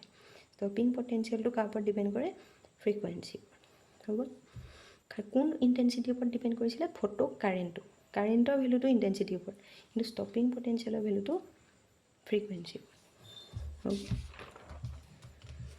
চ' সেইখিনি মই কৈ দিছোঁ, সেইটো কাৰণে এইটো ডিপেণ্ড কৰে তাৰ ওপৰত, হৈছে। আৰু for a given photo sensitive material, লগতে সেইটো কিন্তু সদায় ক'বই লাগিব যে সেই প্লেটটো কিন্তু আমি সদায় ফিক্স ৰাখোঁ, সেইটো সলনি কৰাটো লেনাৰ্ডহঁতে কৰা নাছিলে, হয়নে।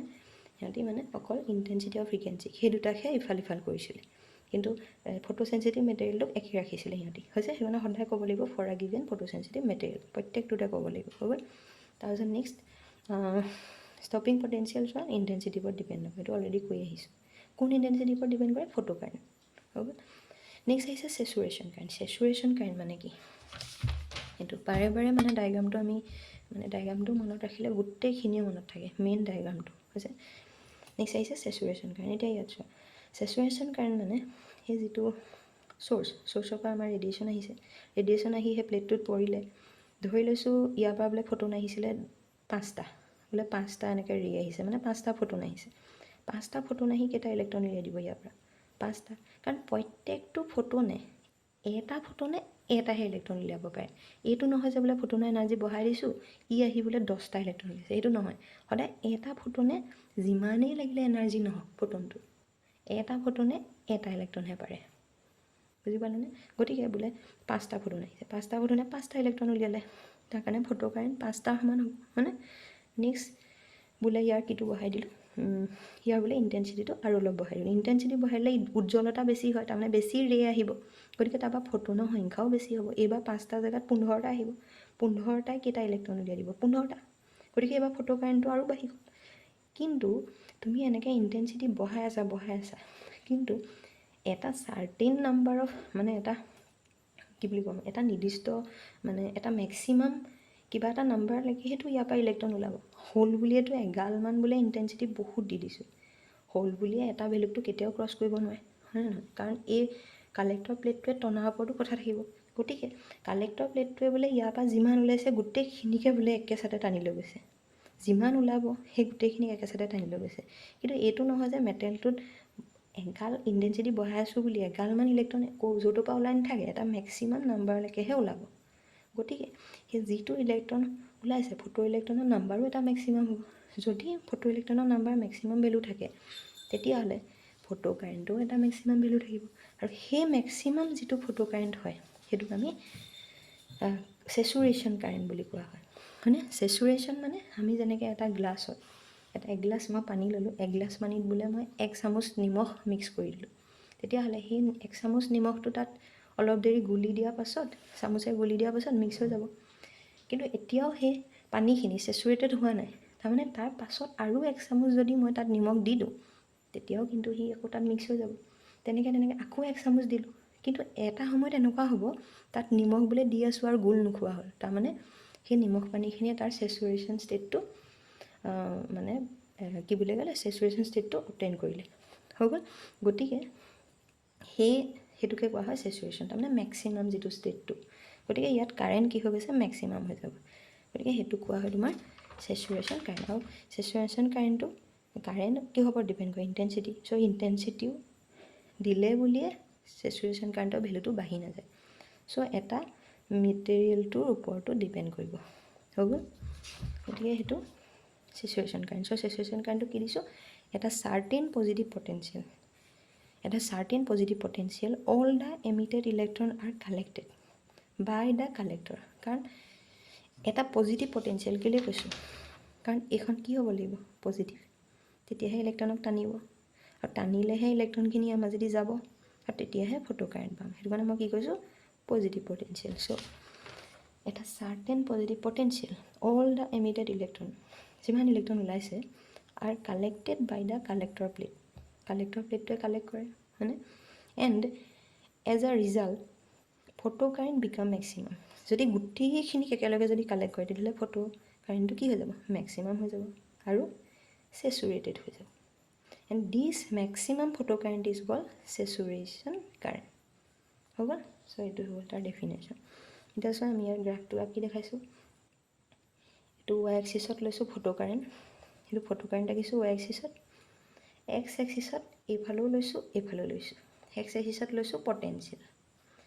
এইফালে হ'ব পজিটিভ পটেঞ্চিয়েল এইফালে হ'ব নেগেটিভ পটেঞ্চিয়েল পজিটিভ পটেঞ্চিয়েলক আমি কি বুলি ক'ম কালেক্টৰ প্লেট পটেঞ্চিয়েল কাৰণ পজিটিভ আমি কোনটোত প্ৰথমতে কানেক্ট কৰিছিলোঁ পজিটিভ কালেক্টৰত আৰু এইটোতো নেগেটিভ এইটোত সদায় প্ৰথমতে কি কৰিছিলোঁ পজিটিভ পিছত ষ্টপিং পটেঞ্চিয়েলৰ কাৰণেহে এইটো উল্টা কৰিছিলোঁ তাৰ আগতেতো এইটো কি আছিলে পজিটিভ চ' কালেক্টৰ প্লেটটো সদায় পজিটিভে ৰাখে চ' কালেক্টৰ প্লেট পটেঞ্চিয়েল পজিটিভ আৰু নেগেটিভ পটেঞ্চিয়েলটো কি আছিলে ৰিটাৰ্ডিং পটেঞ্চিয়েল যিটোক ষ্টপিং পটেঞ্চিয়েল পাওঁ তাৰ হয়নে চ' এইটো নেগেটিভ পটেঞ্চিয়েল এইটো পজিটিভ পটেঞ্চিয়েল এতিয়া মই কি কৰিছোঁ ফটো কাৰেণ্টটো চাব খুজিছোঁ ধৰি লৈছোঁ ইয়াৰ পৰা ষ্টাৰ্ট হৈছে এইটো গ্ৰাফ আচলতে গোটেইটো কিন্তু মই ইয়াৰ পৰা লৈছোঁ ধৰি লৈছোঁ ইয়াৰ পৰা লাহে লাহে মই কিটো বঢ়াই গৈ আছোঁ পজিটিভ পটেঞ্চিয়েল যেনে পজিটিভ পটেঞ্চিয়েল বঢ়াই আছোঁ সিমানে তাৰপৰা ইলেক্ট্ৰন ওলাব মই এইফালে গৈছোঁ গ্ৰাফটো এনেকৈ এইফালে আহিছোঁ যেনিবা লাহে লাহে পজিটিভ পটেঞ্চিয়েল বঢ়াই আছোঁ গ্ৰাফটো দি যেনে বাঢ়ি গৈ আছে এইটো যিমানেই পজিটিভ হ'ব ইমানেই ইলেক্ট্ৰনক টানিব সিমানেই কাৰেণ্টটো বেছি হ'ব মানে সেইটো কাৰণে কাৰেণ্টটো লাহে লাহে বাঢ়ি গৈ আছে কিন্তু এটা সময়ত গোটেইখিনি ইলেক্ট্ৰন অহাৰ পাছত মেক্সিমাম আৰু বাঢ়িব নি আৰু ওপৰলৈ নোযোৱা হ'ল চোৱা সেইটো সমান হ'ব তাৰমানে ফটো কাৰেণ্টৰ চেচুৰেশ্যন কাৰেণ্টটো পাই গ'লোঁ চেচুৰেশ্যন কাৰেণ্ট কোনটো হ'ব ইয়াত চাম কাৰণ কাৰেণ্টৰ স্কেল এইটো ইয়াত চাব লাগিব চ' এইটো হ'ব সেই চেচুৰেশ্যন কাৰেণ্টটো হৈ গ'ল এতিয়া মই কি কৰিলোঁ পজিটিভৰ পৰা বোলে নিগেটিভ ভল্টেজ দিছোঁ এইখিনিলৈকে কি আছিলে এইখিনিলৈকে পজিটিভ এইফালে যিমান যাম চব নিগেটিভ লাহে লাহে বোলে নিগেটিভ ভল্টেজ অকণমান দিছোঁ 0তকৈ অকণমান বেছি দিছোঁ বোলে -1 -1 কাৰণে কি হ'ব ইলেক্ট্ৰনৰ নিগেটিভ ভল্টেজ দিয়াৰ লগে লগে ইলেক্ট্ৰনক অকণমান ওলাবলৈ বাধা দিব এইটো নিগেটিভ কৰি দিলোঁ ইলেক্ট্ৰন নিগেটিভ সেইটোকো নিগেটিভ কৰিলোঁ নিগেটিভে ইলেক্ট্ৰনক ৰিপেল কৰিব ইলেক্ট্ৰনক ওলাবলৈ এইফালে আহিবলৈ নিদিব হয়নে অলপমান বাধা দিছে তাৰ কাৰণে ফটো কাৰেণ্টটো অকণমান কমিবই কিন্তু একেবাৰে ইলেক্ট্ৰন ওলোৱা শেষ হৈ নাযায় আৰু অলপ বোলে পটেঞ্চিয়েল বঢ়ালোঁ নিগেটিভ পটেঞ্চিয়েল আৰু অলপ বঢ়ালোঁ এইকণ আছিলে 0 -1 বোলে -2 তাৰ কাৰণে আৰু অলপ কমিব দিছে নাই কমি আহি আছে কিন্তু এটা সময়ত যেতিয়া পটেঞ্চিয়েলটো বোলে ভিনত আমি তাত কিমান লৈছিলোঁ -7 এইটো বোলে -7 কি হৈ গ'লগৈ 0 হৈ গ'লগৈ তাৰমানে ফটো কাৰেণ্ট ওপৰলৈ গৈছে নি নাই 0 এইডোখৰত ফটো ইলেক্ট্ৰিক ইফেক্টটো মানে বন্ধ হৈ যাব হৈ গ'ল চ' এইটো হৈ গ'ল আমাৰ ফটো কাৰেণ্ট আৰু পটেঞ্চিয়েলৰ গ্ৰাফ হ'ল চ' তাৰমানে ফটো যেতিয়া ষ্টপিং পটেঞ্চিয়েল হয় এইটো ষ্টপিং পটেঞ্চিয়েল তাত ফটো কাৰেণ্টটো কি হৈ গৈছে 0 কাৰণ স্কেলটো 0তে কাটিছে হৈ গ'ল এতিয়া ইয়াৰ পিছত নেক্সট আহিছে effect of intensity of light on photo current সেইটো আকৌ একেটাই সুধিছে যে আমি ইয়াত কৰি আহিছোঁ চোন এইটো যে photo current is directly proportional to intensity তাৰমানে ফটো কাৰেণ্ট ইণ্টেনচিটিৰ লগত ডাইৰেক্টলি প্ৰপৰ্চনেল এইটো ডাইৰেক্টলি প্ৰপৰ্চনেল আমি এটা কথা দেখিছিলোঁ আমি ক্লাছ 10ত ওমছ লটো কি আছিলে voltage is directly proportional to current voltage আৰু কাৰেণ্ট ডাইৰেক্টলি প্ৰপৰ্চন হৈছিলে সেইটো কাৰণে আমি ভল্টেজ আৰু কাৰেণ্টৰ গ্ৰাফটো এটা ষ্ট্ৰেইট লাইন পাইছিলোঁ গতিকে য'ত ডাইৰেক্টলি প্ৰপৰ্চনেল হয় আৰু সিহঁতৰ পাৱাৰকেইটা যদি 1 1 হয় তেতিয়াহ'লে সেই গ্ৰাফটো হ'লে ষ্ট্ৰেইট লাইন হ'ব গতিকে ইয়াতো সিহঁতি ডাইৰেক্টলি প্ৰপৰ্চনেল আৰু ইণ্টেনচিটিৰ ওপৰতো পাৱাৰ 1 আছে আৰু ফটো কাৰেণ্টৰ ওপৰতো একো নাই মানে পাৱাৰ 1 আছে গতিকে সিহঁতৰ গ্ৰাফটো এটা ষ্ট্ৰেইট লাইন হ'ল চ' এইটো হৈ গ'ল variation of photo current with কি হ'ব ইণ্টেনচিটি অফ লাইট চ' এইটো হৈ গ'ল আমাৰ ফটো কাৰেণ্ট আৰু হেৰিয়ৰ ভেৰিয়েশ্যন ইয়াৰ পিছত নেক্সট আহিছে আমাৰ হেৰিটো ইয়াৰ পিছত আহিছে তোমাৰ ভেৰিয়েশ্যন অফ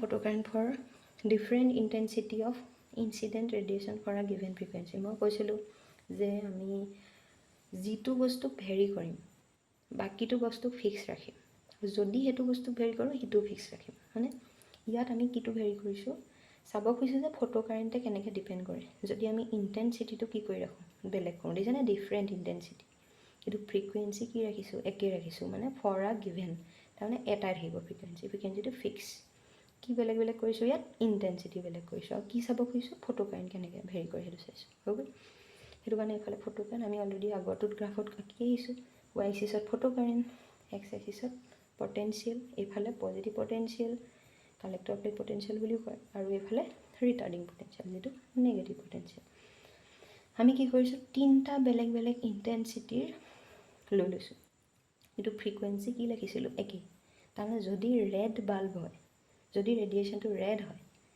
ৰেডৰ ইণ্টেনচিটি বেলেগ লৈছোঁ তাৰমানে ৰেডৰে বোলে তিনিটা বাল্ব লৈ লৈছোঁ 5 watt 10 watt 15 watt আৰু এইটা ইণ্টেনচিটি ইয়াত কিন্তু কাৰেণ্টক আই দি নুবুজায় কেপিটেল আই ইয়াক বুজাইছে ইণ্টেনচিটি এইটো চেপ্টাৰত যদি আই আহে কেনেবাকৈ যদি কাৰেণ্ট আহে সেইটোক আমি স্মল আই লিখিম কেপিটেল আইটো অলৰেডি কোনে লৈ থৈছে ইয়াত ইণ্টেনচিটিয়ে লৈ থৈছে বুজি পালোঁ এইটো চেপ্টাৰত সেইটো চ' ইয়াত এইকেইটা তিনিটা বেলেগ বেলেগ ইণ্টেনচিটি লৈছোঁ আৰু অলপ ডাঙৰ বহাই গৈ আছোঁ I1তকৈ I2 ডাঙৰ I2তকৈ I3 এতিয়া কি কৰিছোঁ, ষ্টপিং পটেঞ্চিয়েলটো এইফালৰ পৰা আহে, কাৰণ ইয়াৰ আগৰ গ্ৰাফটো আঁকি আহিছোঁ।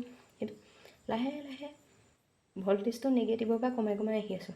তাৰমানে ফটো কাৰেণ্ট দিবলৈ আৰম্ভ কৰিব, এটা সময়ত চেচুৰেটেড ভেলু এটা দি দিব। তাৰমানে চেচুৰেশ্যন কাৰেণ্ট পাই গ'লোঁ এইটো ইণ্টেনচিটিৰ কাৰণে। কিন্তু পিছৰবাৰ বোলে বেলেগ আৰু ইণ্টেনচিটি বঢ়াই দিছোঁ, সেইবাৰ কিন্তু ফটো কাৰেণ্টৰ ভেলুটো আগৰবাৰতকৈ বেছি দিব, আৰু গতিকে তাৰ চেচুৰেশ্যন কাৰেণ্টটো আগতকৈ বেছি হ'ব। আকৌ পিছৰটো আৰু বেছি, গতিকে তাৰ চেচুৰেশ্যন কাৰেণ্ট আগৰটোতকৈ বেছি হ'ব। দেখিছেনে? এইটো হ'ব। আৰু তিনিওটাৰ কাৰণে কিন্তু ষ্টপিং পটেঞ্চিয়েল একেই, কাৰণ আমি কৈছিলোঁ যে ষ্টপিং পটেঞ্চিয়েলটো কিহৰ ওপৰত ডিপেণ্ড কৰে, ফ্ৰিকুৱেঞ্চিৰ ওপৰত, আৰু ইয়াত ফ্ৰিকুৱেঞ্চি একেই বুলি কৈছে, গতিকে ষ্টপিং পটেঞ্চিয়েলো কি হ'ব, একেই।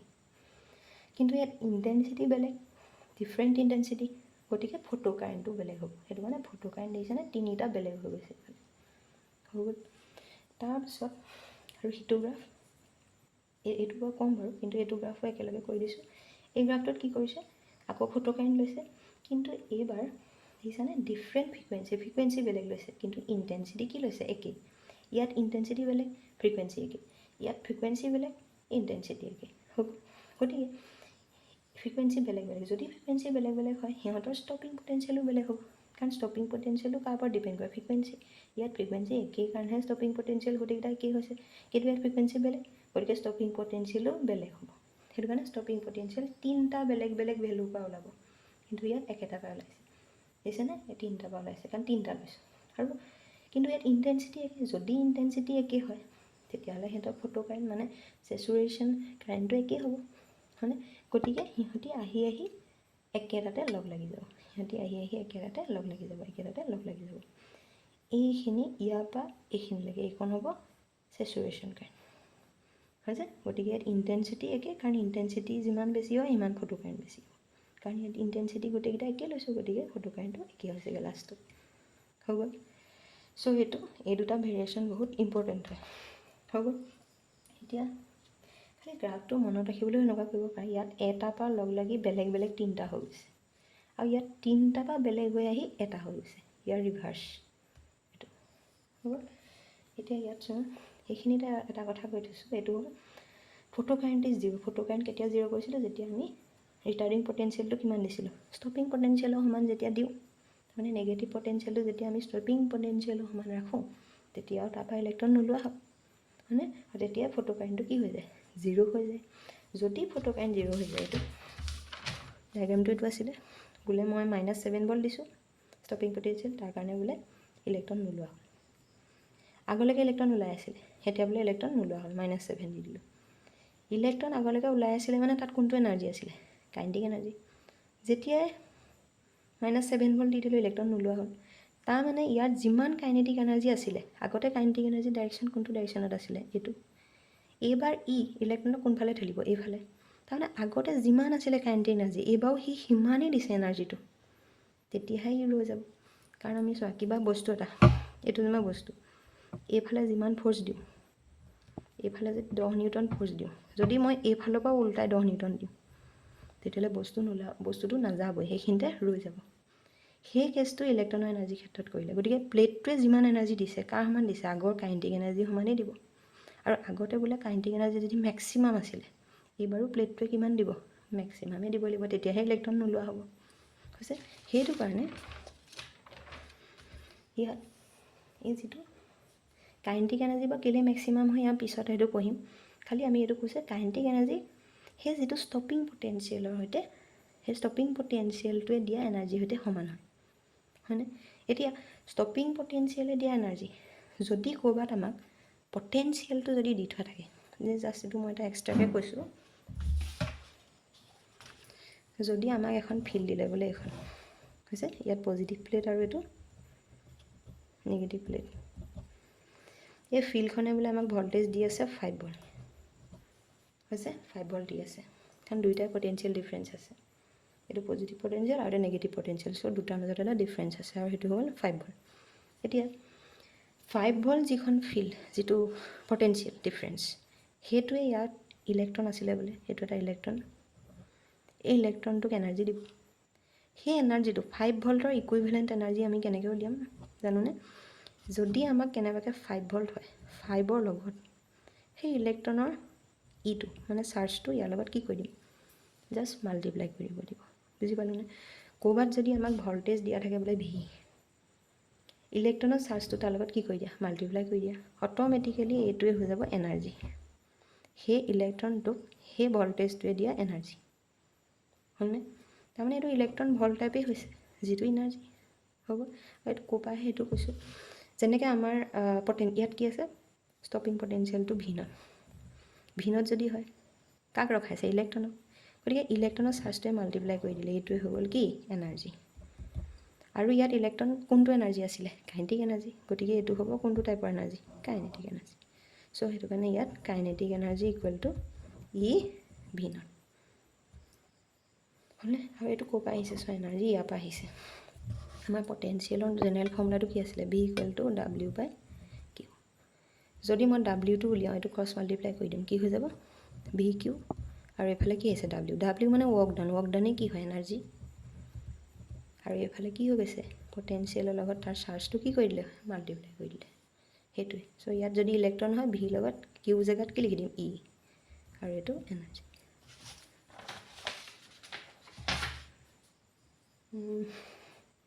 চ' সেইটো গম পালোঁ। গতিকে ইয়াত কি কৰিছে, সেই ইলেক্ট্ৰনখিনি যিমান কাইনেটিক এনাৰ্জিত ওলাইছিলে তাৰ অপজিটে দি দিছে। তাৰমানে সেই ষ্টপিং পটেঞ্চিয়েলে কিমান এনাৰ্জি দিব লাগিব, সেই কাইনেটিক এনাৰ্জি সমান দিব লাগিব। সেইটো কাৰণে ষ্টপিং পটেঞ্চিয়েলৰ এনাৰ্জি এইটো কাৰ সৈতে ইকুৱেল হৈ গৈছে, কাইনেটিক এনাৰ্জি সৈতে। কাইনেটিক এনাৰ্জিটো আমি কে বুলি লিখিছোঁ, আৰু মেক্সিমাম কেলৈ লিখিছোঁ এইটো ইয়াৰ পিছত জানিম, হৈছে। আকৌ কাইনেটিক এনাৰ্জি মেক্সিমামৰ তলে তলে কাইনেটিক এনাৰ্জি ফৰ্মুলা কি আছিলে, হাফ এম ভি স্কোৱাৰ। আৰু ইয়াত কাইনেটিক এনাৰ্জি মেক্সিমাম হৈছে, যদি মেক্সিমাম হয় ভেল'চিটি মেক্সিমাম হ'ব, কাৰণ মাছটোতো কেতিয়াও কি নহয়, চেঞ্জ নহয়। ইলেক্ট্ৰনৰ যিটো মাছ সেইটোৱে থাকিব, 9.1 × 10⁻³ kg, সেইটোৱে থাকিব। চ' কোনটো ভেৰি হ'ব, ভেল'চিটি। সেইটো কাৰণে কাইনেটিক এনাৰ্জি মেক্সিমাম কেতিয়া হ'ব, ভেল'চিটি মেক্সিমাম, এইটো হৈছে। এইটো বহুত ইম্পৰ্টেণ্ট ফৰ্মুলা হয়। তাৰপিছত আৰু এই ফৰ্মুলাটো ইয়াৰ পিছত আইনষ্টাইনে যিটো আমাক ইকুৱেশ্যন দিছিলে ফটোইলেক্ট্ৰিক ইফেক্টৰ, তাত এইটো বহুত ইউজ হ'ব। তাৰপিছত নেক্সট আহিলে আমাৰ ওচৰত ফেইলাৰ অফ ৱেভ থিয়ৰী। এইটো কি হয়, ফেইলাৰ অফ ৱেভ থিয়ৰী, তাৰমানে ৱেভ থিয়ৰীয়ে কিবা এটা এক্সপ্লেইন কৰিব পৰা নাই, মানে ফেইল হৈ গ'ল। ৱেভ থিয়ৰী ফেইল হৈছে মানে লাইটৰ মানে ৱেভ নেচাৰটো কাম দিয়া নাই। তাৰমানে ইয়াত লাইটৰ কোনটো নেচাৰ পঢ়িব লাগিব, পাৰ্টিকুল নেচাৰ। লাইটক মানে ইয়াত ৱেভ বুলি ভাবি থাকিলে নহ'ব, একো বুজাব নোৱাৰিব সি। লাইটক কি বুলি ধৰিব লাগিব, পাৰ্টিকল বুলি, আৰু সেই পাৰ্টিকলটো কি বুলি কোৱা হয়, ফটোন। এতিয়া চা, ৱেভ থিয়ৰী, সেই মই ওপৰত কৈ লৈছোঁ যে ফেইলাৰ অফ ৱেভ থিয়ৰী কেলৈ ফেইল হৈছে, তাৰ জাষ্ট পইণ্ট যিমানটা দিয়ে, যদি 3 মাৰ্কছ আছে 3টা দিবা, যদি 2 মাৰ্কছ দিয়ে 2টা লিখি দিলে হ'ব। চ' ওপৰত এইখিনি লিখি ল'ব লাগিব। Wave theory fails to explain the photoelectric effect. আমি অলৰেডি আগত কৈ আহিছোঁ যে ডাইফ্ৰেকশ্যন, ইণ্টাৰফেৰেঞ্চ, পোলাৰাইজেশ্যন, এইখিনি ফেন'মেননক কোনে, লাইটটো কি বুলি ল'লে আমি তাক এক্সপ্লেইন কৰিব পাৰোঁ, লাইটক আমি ৱেভ বুলি ল'লে, হয়নে? কিন্তু ফটোইলেক্ট্ৰিক ইফেক্টত আমি লাইটক পাৰ্টিকল বুলি ল'লেহে কিন্তু এইটো এক্সপ্লেইন হ'ব। সেইটো কেলৈ হয় ছাৰ, এতিয়া ইয়াত আমি অলৰেডি এটা কথা পঢ়ি আহিছোঁ যে এই যিটো মেটেৰিয়েল হয়, যিটো ফটোচেনচিটিভ মেটেৰিয়েল, ইয়াত আমি যিকোনো ফ্ৰিকুৱেঞ্চিৰ ৰেডিয়েশ্যন বা যিকোনো ফ্ৰিকুৱেঞ্চিৰ লাইট ইয়াত পেলাই থাকিলে ইলেক্ট্ৰন নোলায়। তাৰ মিনিমাম ফ্ৰিকুৱেঞ্চিটো সদায় থ্ৰেছহল্ড ফ্ৰিকুৱেঞ্চি হ'ব লাগিবই। থ্ৰেছহল্ড ফ্ৰিকুৱেঞ্চিতকৈ বেছি হ'লেও হ'ব, কিন্তু তাতকৈ কম হ'লে নহ'ব, হয়নে? তাৰ মানে ধৰি লৈছোঁ বোলে এই প্লেটটোৰ পৰা ইলেক্ট্ৰন উলিয়াবলৈ লাগে বোলে ইয়াত ব্লুৰ সমান ফ্ৰিকুৱেঞ্চি লাগিব, বোলে এইটো ব্লু কালাৰ হ'ব লাগিব, কিন্তু আমি পেলাইছোঁ বোলে ৰেড। কিন্তু মানুহে এনেকৈ ভাবিছিলে যে যদি লাইটক এটা ৱেভ বুলি লয়, আমি ইয়াৰ আগৰ চেপ্টাৰটোত পঢ়িম যে এটা চ'ৰ্চৰ পৰা যদি ৱেভ আহে, তাৰপৰা কিছুমান ৱেভ ফ্ৰণ্ট আহে, এনেকৈ কিছুমান ৱেভ ফ্ৰণ্ট আহে, হয়নে? আচলতে ৱেভৰে কিছুমান এনেকৈ একেলগে ছেইম ফেজত থকা পইণ্টখিনিকে ৱেভ ফ্ৰণ্ট বুলি কয় দেই। গতিকে ধৰি লৈছোঁ এইটো ৰেড, কিন্তু ইয়াক লাগে কিমান ফ্ৰিকুৱেঞ্চি, ব্লু। ব্লু আহিলেহে ইলেক্ট্ৰন ওলাব। বোলে ইলেক্ট্ৰনে কৈছে নাই নাই ৰেড আহিছে, নোলাওঁ। এতিয়া কি কৰিলে আমি এনেকুৱা কৰিব পাৰোঁ, ৰেডটোৰ এইটো কালাৰটো ৰেডেই ৰাখিছোঁ, ব্লু কৰা নাই, ৰেডেই আছে। যদি বোলে ৰেডৰ উজ্জ্বলতা মানে ইণ্টেনচিটিটো যদি বহুত বঢ়াই দিওঁ, বোলে ইয়াৰ ৱাটটো বহুত বঢ়াই দিছোঁ, বোলে আগতে 5 ৱাট আছিলে, মই বোলে এবাৰ 500 ৱাট দি দিছোঁ, আমাৰ মনত এনেকুৱা লাগিব এইবাৰতো ৱেভ ধেৰ আহিব, তাৰমানে এইবাৰ ৱেভ ফ্ৰণ্টটো বহুত পাৱাৰফুল আহিব আগৰবাৰতকৈ। গতিকে এইবাৰ বোলে বহুত বোলে ৰেড দি আছোঁ, ইয়াৰ পৰা ওলোৱা নাই, মানুহে কি কৰিলে, এই ৰেডটোকে ইণ্টেনচিটিও বঢ়ালে আৰু বোলে 24 ঘণ্টামানৰ কাৰণে ইয়াত পেলাই থৈ দিছে। কিন্তু 24 ঘণ্টাৰ পাছতো যদি আমি চাওঁ ইলেক্ট্ৰন নোলায়হে নোলায়। আনকি যদি এবছৰো পেলাই থাকোঁ, আনকি বোলে যুগ পেলাই আছোঁ, তেতিয়াও কিন্তু এটা ইলেক্ট্ৰনো নোলাব। তাৰমানে ইণ্টেনচিটিটোৰ ওপৰত ডিপেণ্ড নকৰে আৰু টাইমটোৰ ওপৰতো ডিপেণ্ড নকৰে, কাৰণ এইটো এটা ইনষ্টেণ্টেনিয়াছ প্ৰচেছ। মুঠতে প্লেটৰ এটাই কথা যে মোক প্লেটত থকা ইলেক্ট্ৰনখিনি এটাই কথা যে মোক থ্ৰেছহল্ড ফ্ৰিকুৱেঞ্চিৰ সমান ফটোন আমি পালেহে আমি ইয়াৰ পৰা ওলাম। তাতকৈ কিন্তু কম, বহুত হাই ইণ্টেনচিটি দিলেও নহ'ব, বহুত দেৰি দি থাকিলেও নহ'ব। কিন্তু আমি এটা কথা জানো যে ৱেভত, ইয়াৰ আগৰ চেপ্টাৰত ৱেভ এটা কাৰোবাক এনেকৈ ৱেভ এটা দি আছে হয়নে, এইখিনিত বা মই ইফালে ৱেভ আহি আছে, ৱেভ ফ্ৰণ্ট মই পাই আছোঁ। প্ৰত্যেকটো ৱেভ ফ্ৰণ্ট যদি আহিয়ে থাকে এটাৰ পিছত এটা, এটাৰ পিছত এটা, এটাৰ পিছত এটা, লাহে লাহে এনাৰ্জিটো বাঢ়ি ষ্ট'ৰ হৈ ছাফিচিয়েণ্ট এনাৰ্জি সমান হৈ যাবগৈ লাগে। ৱেভৰ সেইটো কনচেপ্ট আছিল, কাৰণ তুমি বোলে 1 মিনিটত প্ৰথমতে বোলে 1 ছেকেণ্ড ৱেভ পৰিলে একো নহয়, কিন্তু সেইটোক যদি আমি 100 ছেকেণ্ডৰ কাৰণে পেলাওঁ তেতিয়াতো সিমানখিনি এনাৰ্জি হয়গৈ, কাৰণ এটা ৱেভ আহিছে অলপ এনাৰ্জি ল'লোঁ, নেক্সট ৱেভ ফ্ৰণ্টটো আহিছে আৰু এনাৰ্জি ল'লোঁ, নেক্সট আকৌ ৱেভ ফ্ৰণ্ট আহিছে আৰু অলপ এনাৰ্জি ল'লোঁ, এনেকৈ এনাৰ্জিটো বাঢ়ি ইলেক্ট্ৰনটো ওলাবলৈ যিমান এনাৰ্জি লাগে সেইটো পাই যাব। কিন্তু চাইছে যে সেইটো নহয়। তাৰমানে ইয়াৰ পৰা কি গম পালোঁ যে এইটোক ৱেভ আহিছে বুলি ক'লে নহ'ব। যদি ৱেভ নেচাৰটো হ'লহেঁতেন তেতিয়াহ'লে 10 বছৰ পাছত পেলাই থকা হেঁতেনো সেইটো 10 বছৰৰ কাৰণে কণ্টিনিউৱাছ পেলাই থাকিলেও সেই লাইটটো মানে সেই ৰেডিয়েশ্যনটো পেলাই থাকিলেও ইলেক্ট্ৰন ওলালেহেঁতেন, কিন্তু নোলায়। তাৰমানে ইয়াৰ পৰা কি হ'ব যে ফটো ইলেক্ট্ৰিক ইফেক্টটোত ৱেভ নেচাৰ অফ লাইটে একো এক্সপ্লেইন কৰিব নোৱাৰে। তাৰমানে ইয়াত ফটোনৰ কথা আহিব। তাৰমানে ইয়াত এটা মিনিমাম এনাৰ্জি ফটোন লাগিবই লাগিব, তাতকৈ কম এনাৰ্জি ফটোন আহিলে একো কামত নিদিয়ে। গতিকে ইয়াত আমি লাইটত কিছুমান পাৰ্টিকুল আছে বুলি ধৰিব লাগিব, গম পালোনে? চ' সেইটো কাৰণে এইটো ৱেভ নেচাৰটো ফেইল হৈছে। চ' ইয়াত সেইটোকে আমি লিখিছোঁ কেলৈ ফেইল হৈছে। সেইটো হ'ল in photo electric effect light or radiation behaves as particle not wave, হয়নে? আৰু পাৰ্টিকলটোৰ তলত মই লিখি দিছোঁ ফটোন। আৰু সেইখিনিতে মই এটা দিছোঁ ইয়াৰ পইণ্টকেইটা। ফাৰ্ষ্ট পইণ্টটো দিছোঁ energy of light is not proportional to its amplitude. Amplitude মানে ইণ্টেনচিটি। ইণ্টেনচিটি যিমান বেছি হয় তাৰ এম্প্লিটিউড সিমান বেছি হ'ব, হৈছে? গতিকে এনাৰ্জি অফ লাইট সেইটো ইণ্টেনচিটিৰ ওপৰত ডিপেণ্ড নকৰে, কাৰণ আমি চালোঁ আগৰবাৰ যিমানটো উজ্জ্বল আছিলে তাৰপৰা বেছি, মানে ইয়াতে আমি চালোঁ ন যে এইটো এতিয়া অলপ আগত কৈ গৈছোঁ যে ৰেডৰে যদি আমি বেছি উজ্জ্বলতাৰ থকা বাল্ব মানে বেছি ইণ্টেনচিটি বাল্ব এটা দিওঁ তেতিয়া কামত নিদিয়ে। তাৰমানে সেইটো ইণ্টেনচিটিৰ ওপৰত ডিপেণ্ডে নকৰে। So' energy of light is not proportional, মানে ডিপেণ্ডে নকৰে টু ইটছ এম্প্লিটিউড, ইণ্টেনচিটিৰ ওপৰত ডিপেণ্ড নকৰে। হৈ গ'ল। নেক্সট আহিছে সেইটো যিটো তোমাৰ এইটো যদি এইটো with wave front many electron should কাম। যদি ৱেভ ফ্ৰণ্ট হয়, এটা ৱেভ ফ্ৰণ্টেতো বহুতকেইটা ইলেক্ট্ৰনক উলিয়াব পাৰে, কাৰণ ৱেভ ফ্ৰণ্টটো কেনেকৈ আহে, বহুতকেইটাৰ ফেজ পইণ্টক জইন কৰিহে পায়। গতিকে ৱেভ ফ্ৰণ্ট যদি আহে বহুতকেইটাক ইলেক্ট্ৰনক একেচাতে পাৰে, কিন্তু সেইটোও নহয়, কাৰণ এটা ফটোনে এটাহে পাৰে।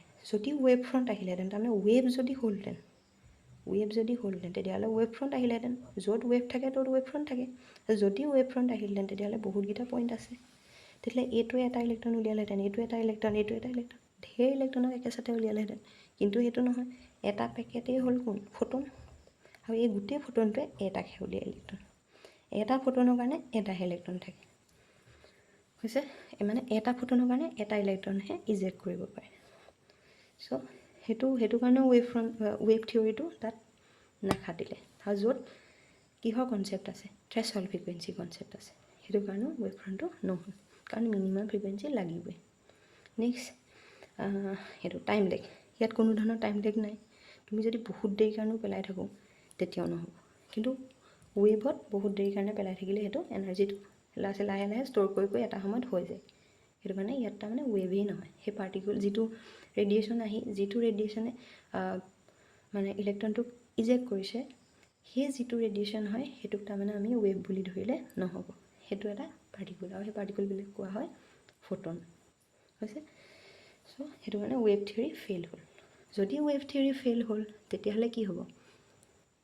ফটো ইলেক্ট্ৰিক ইফেক্টত আমি লাইটক কি বুলি ক'ম কিছুমান পাৰ্টিকুল আৰু সেই পাৰ্টিকুলবিলাকৰ নাম হ'ল ফটোন চ' মই তলত এটা কুৱেশ্যনেই দি দিছোঁ সেইটো হ'ল হোৱাট ইজ ফটোন আৰু নেক্সট হ'ল right the expression of energy তাৰমানে এটা ফটোনৰ এনাৰ্জি আৰু এটা ফটোনৰ মমেণ্টাম অফ আ ফটোন সিহঁতৰ এক্সপ্ৰেশ্যন লিখিবলৈ দিছোঁ আৰু ৰাইট চাম প্ৰপাৰ্টি অফ ফটোন যিমান মাৰ্কছ থাকে সিমানটা প্ৰপাৰ্টি লিখিলেও হ'ব মই ইয়াত বহুত বেছিকৈ দিছোঁ প্ৰপাৰ্টি চ' প্ৰথমতে আমি ফটোনৰ ডেফিনেশ্যনটো চাওঁ এতিয়া চোৱা in radiation matter interaction radiation act as if made of particle called photons তাৰমানে আমি যেতিয়া ৰেডিয়েশ্যন মেটাৰ ইণ্টাৰেকশ্যন তাৰমানে এই ফটো ইলেক্ট্ৰিক ইফেক্টটোৱে হয় ৰেডিয়েশ্যন মেটাৰ ইণ্টাৰেকশ্যন তাৰমানে এইটো কি হয় চ'ৰ্চৰ পৰা কি আহিছে লাইট মানে হ'ল ৰেডিয়েশ্যন আহিছে ৰেডিয়েশ্যন এই প্লেটটো কি আছিলে মেটাৰ ৰেডিয়েশ্যনে আহি কাৰ লগত ইণ্টাৰেক্ট কৰিলে মেটাৰৰ লগত তাৰপৰা কি ওলাই গৈছে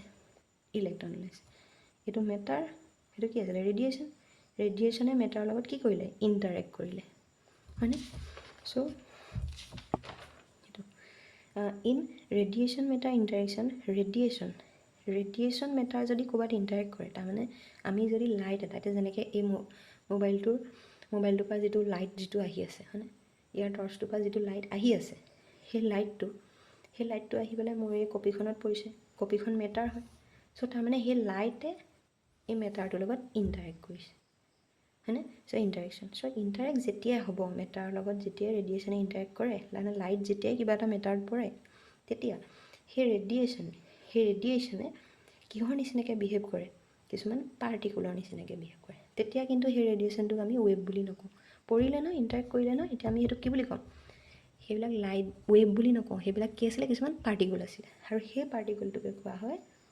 ফটোন তাৰমানে ইয়াৰ পৰা আমি কি গম পালোঁ যদি বোলে এই যিটো আমাৰ মোবাইলৰ যিটো আমাৰ বাল্ব হয় হয়নে ইয়াৰ পৰা যিখিনি পোহৰ ওলাই আছে এই পোহৰখিনি বোলে ওলাই আছে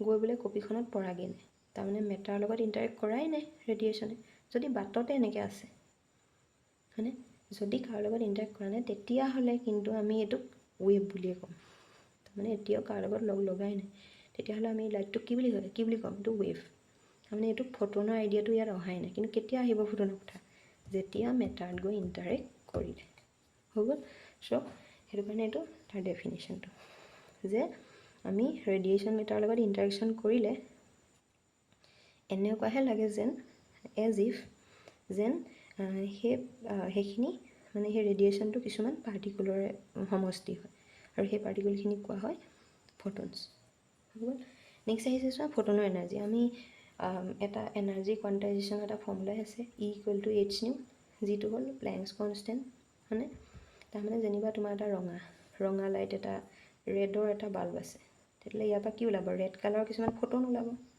তেতিয়াহ'লে ৰেড কালাৰ যে এইবিলাক ফটোন ওলাইছে এই প্ৰত্যেকটো ফটোনৰ এনাৰ্জি কেনেকৈ উলিয়াম প্লেংকছ কনষ্টেণ্টৰ লগত এই ৰেডৰ যিটো ৰেডৰ যিটো ফ্ৰিকুৱেঞ্চি সেই ফ্ৰিকুৱেঞ্চিটোৱে মাল্টিপ্লাই কৰি দিম এই H নিউটোৱে দিব এটা ফটোনৰ এনাৰ্জি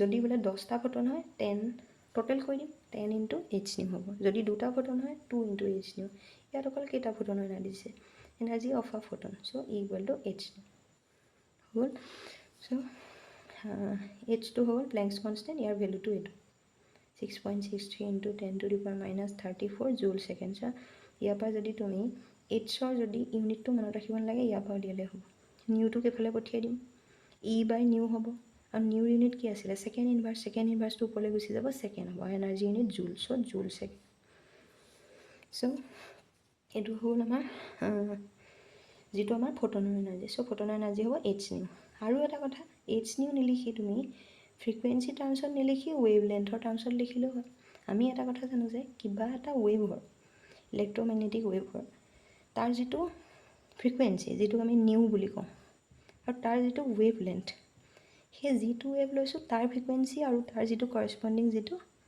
ৱেভ লেন্থ সেই দুটাক যদি মাল্টিপ্লাই কৰি দিওঁ তেতিয়াহ'লে লাইটৰ স্পীডটো দি দিয়ে চি হয় তাৰমানে ৱেভ লেন্থ আৰু ফ্ৰিকুৱেঞ্চিৰ পূৰণফল সদায় চি হয় চি ভেলুটো কিমান আছিলে 3 × 10⁸ গতিকে ইয়াৰ পৰা তুমি নিউটো উলিয়াব পাৰা মন গ'ল লামডা উলিয়াব পাৰা নিউটো উলিয়াইছোঁ ইয়াৰ পৰা চ' কিমান আহি যাব লামডাই গৈ ইয়াক ডিভাইড কৰি দিব C/λ চ' নিউ জেগাত কিমান লিখি দিলোঁ c/λ। চ' এইটো হৈ গ'ল ইন টাৰ্মছ অফ ৱেভলেন্থ আৰু এইটো হৈ গ'ল ইন টাৰ্মছ অফ ফ্ৰিকুৱেঞ্চি।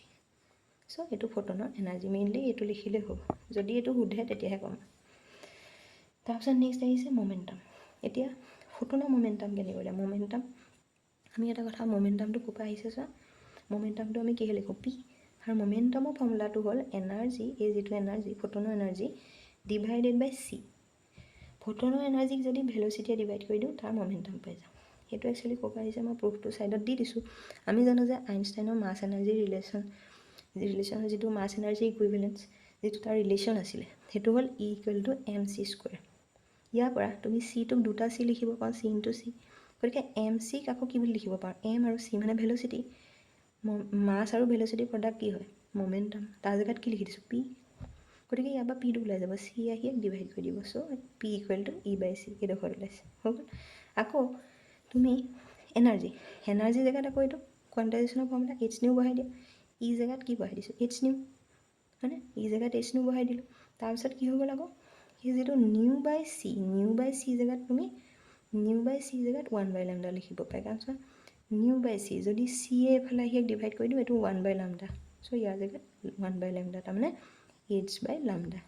চ' পিৰ আন এটা ফৰ্মুলা হ'ল P=h/λ, যিটো তোমাৰ ডি ব্ৰগলি ৱেভলেন্থৰ লাম্ডা হ'ব। এইটো পিছৰটোত একেই হয়, খালি সেইটোত লাম্ডা আৰু পি ইণ্টাৰচেঞ্জ কৰিছোঁ।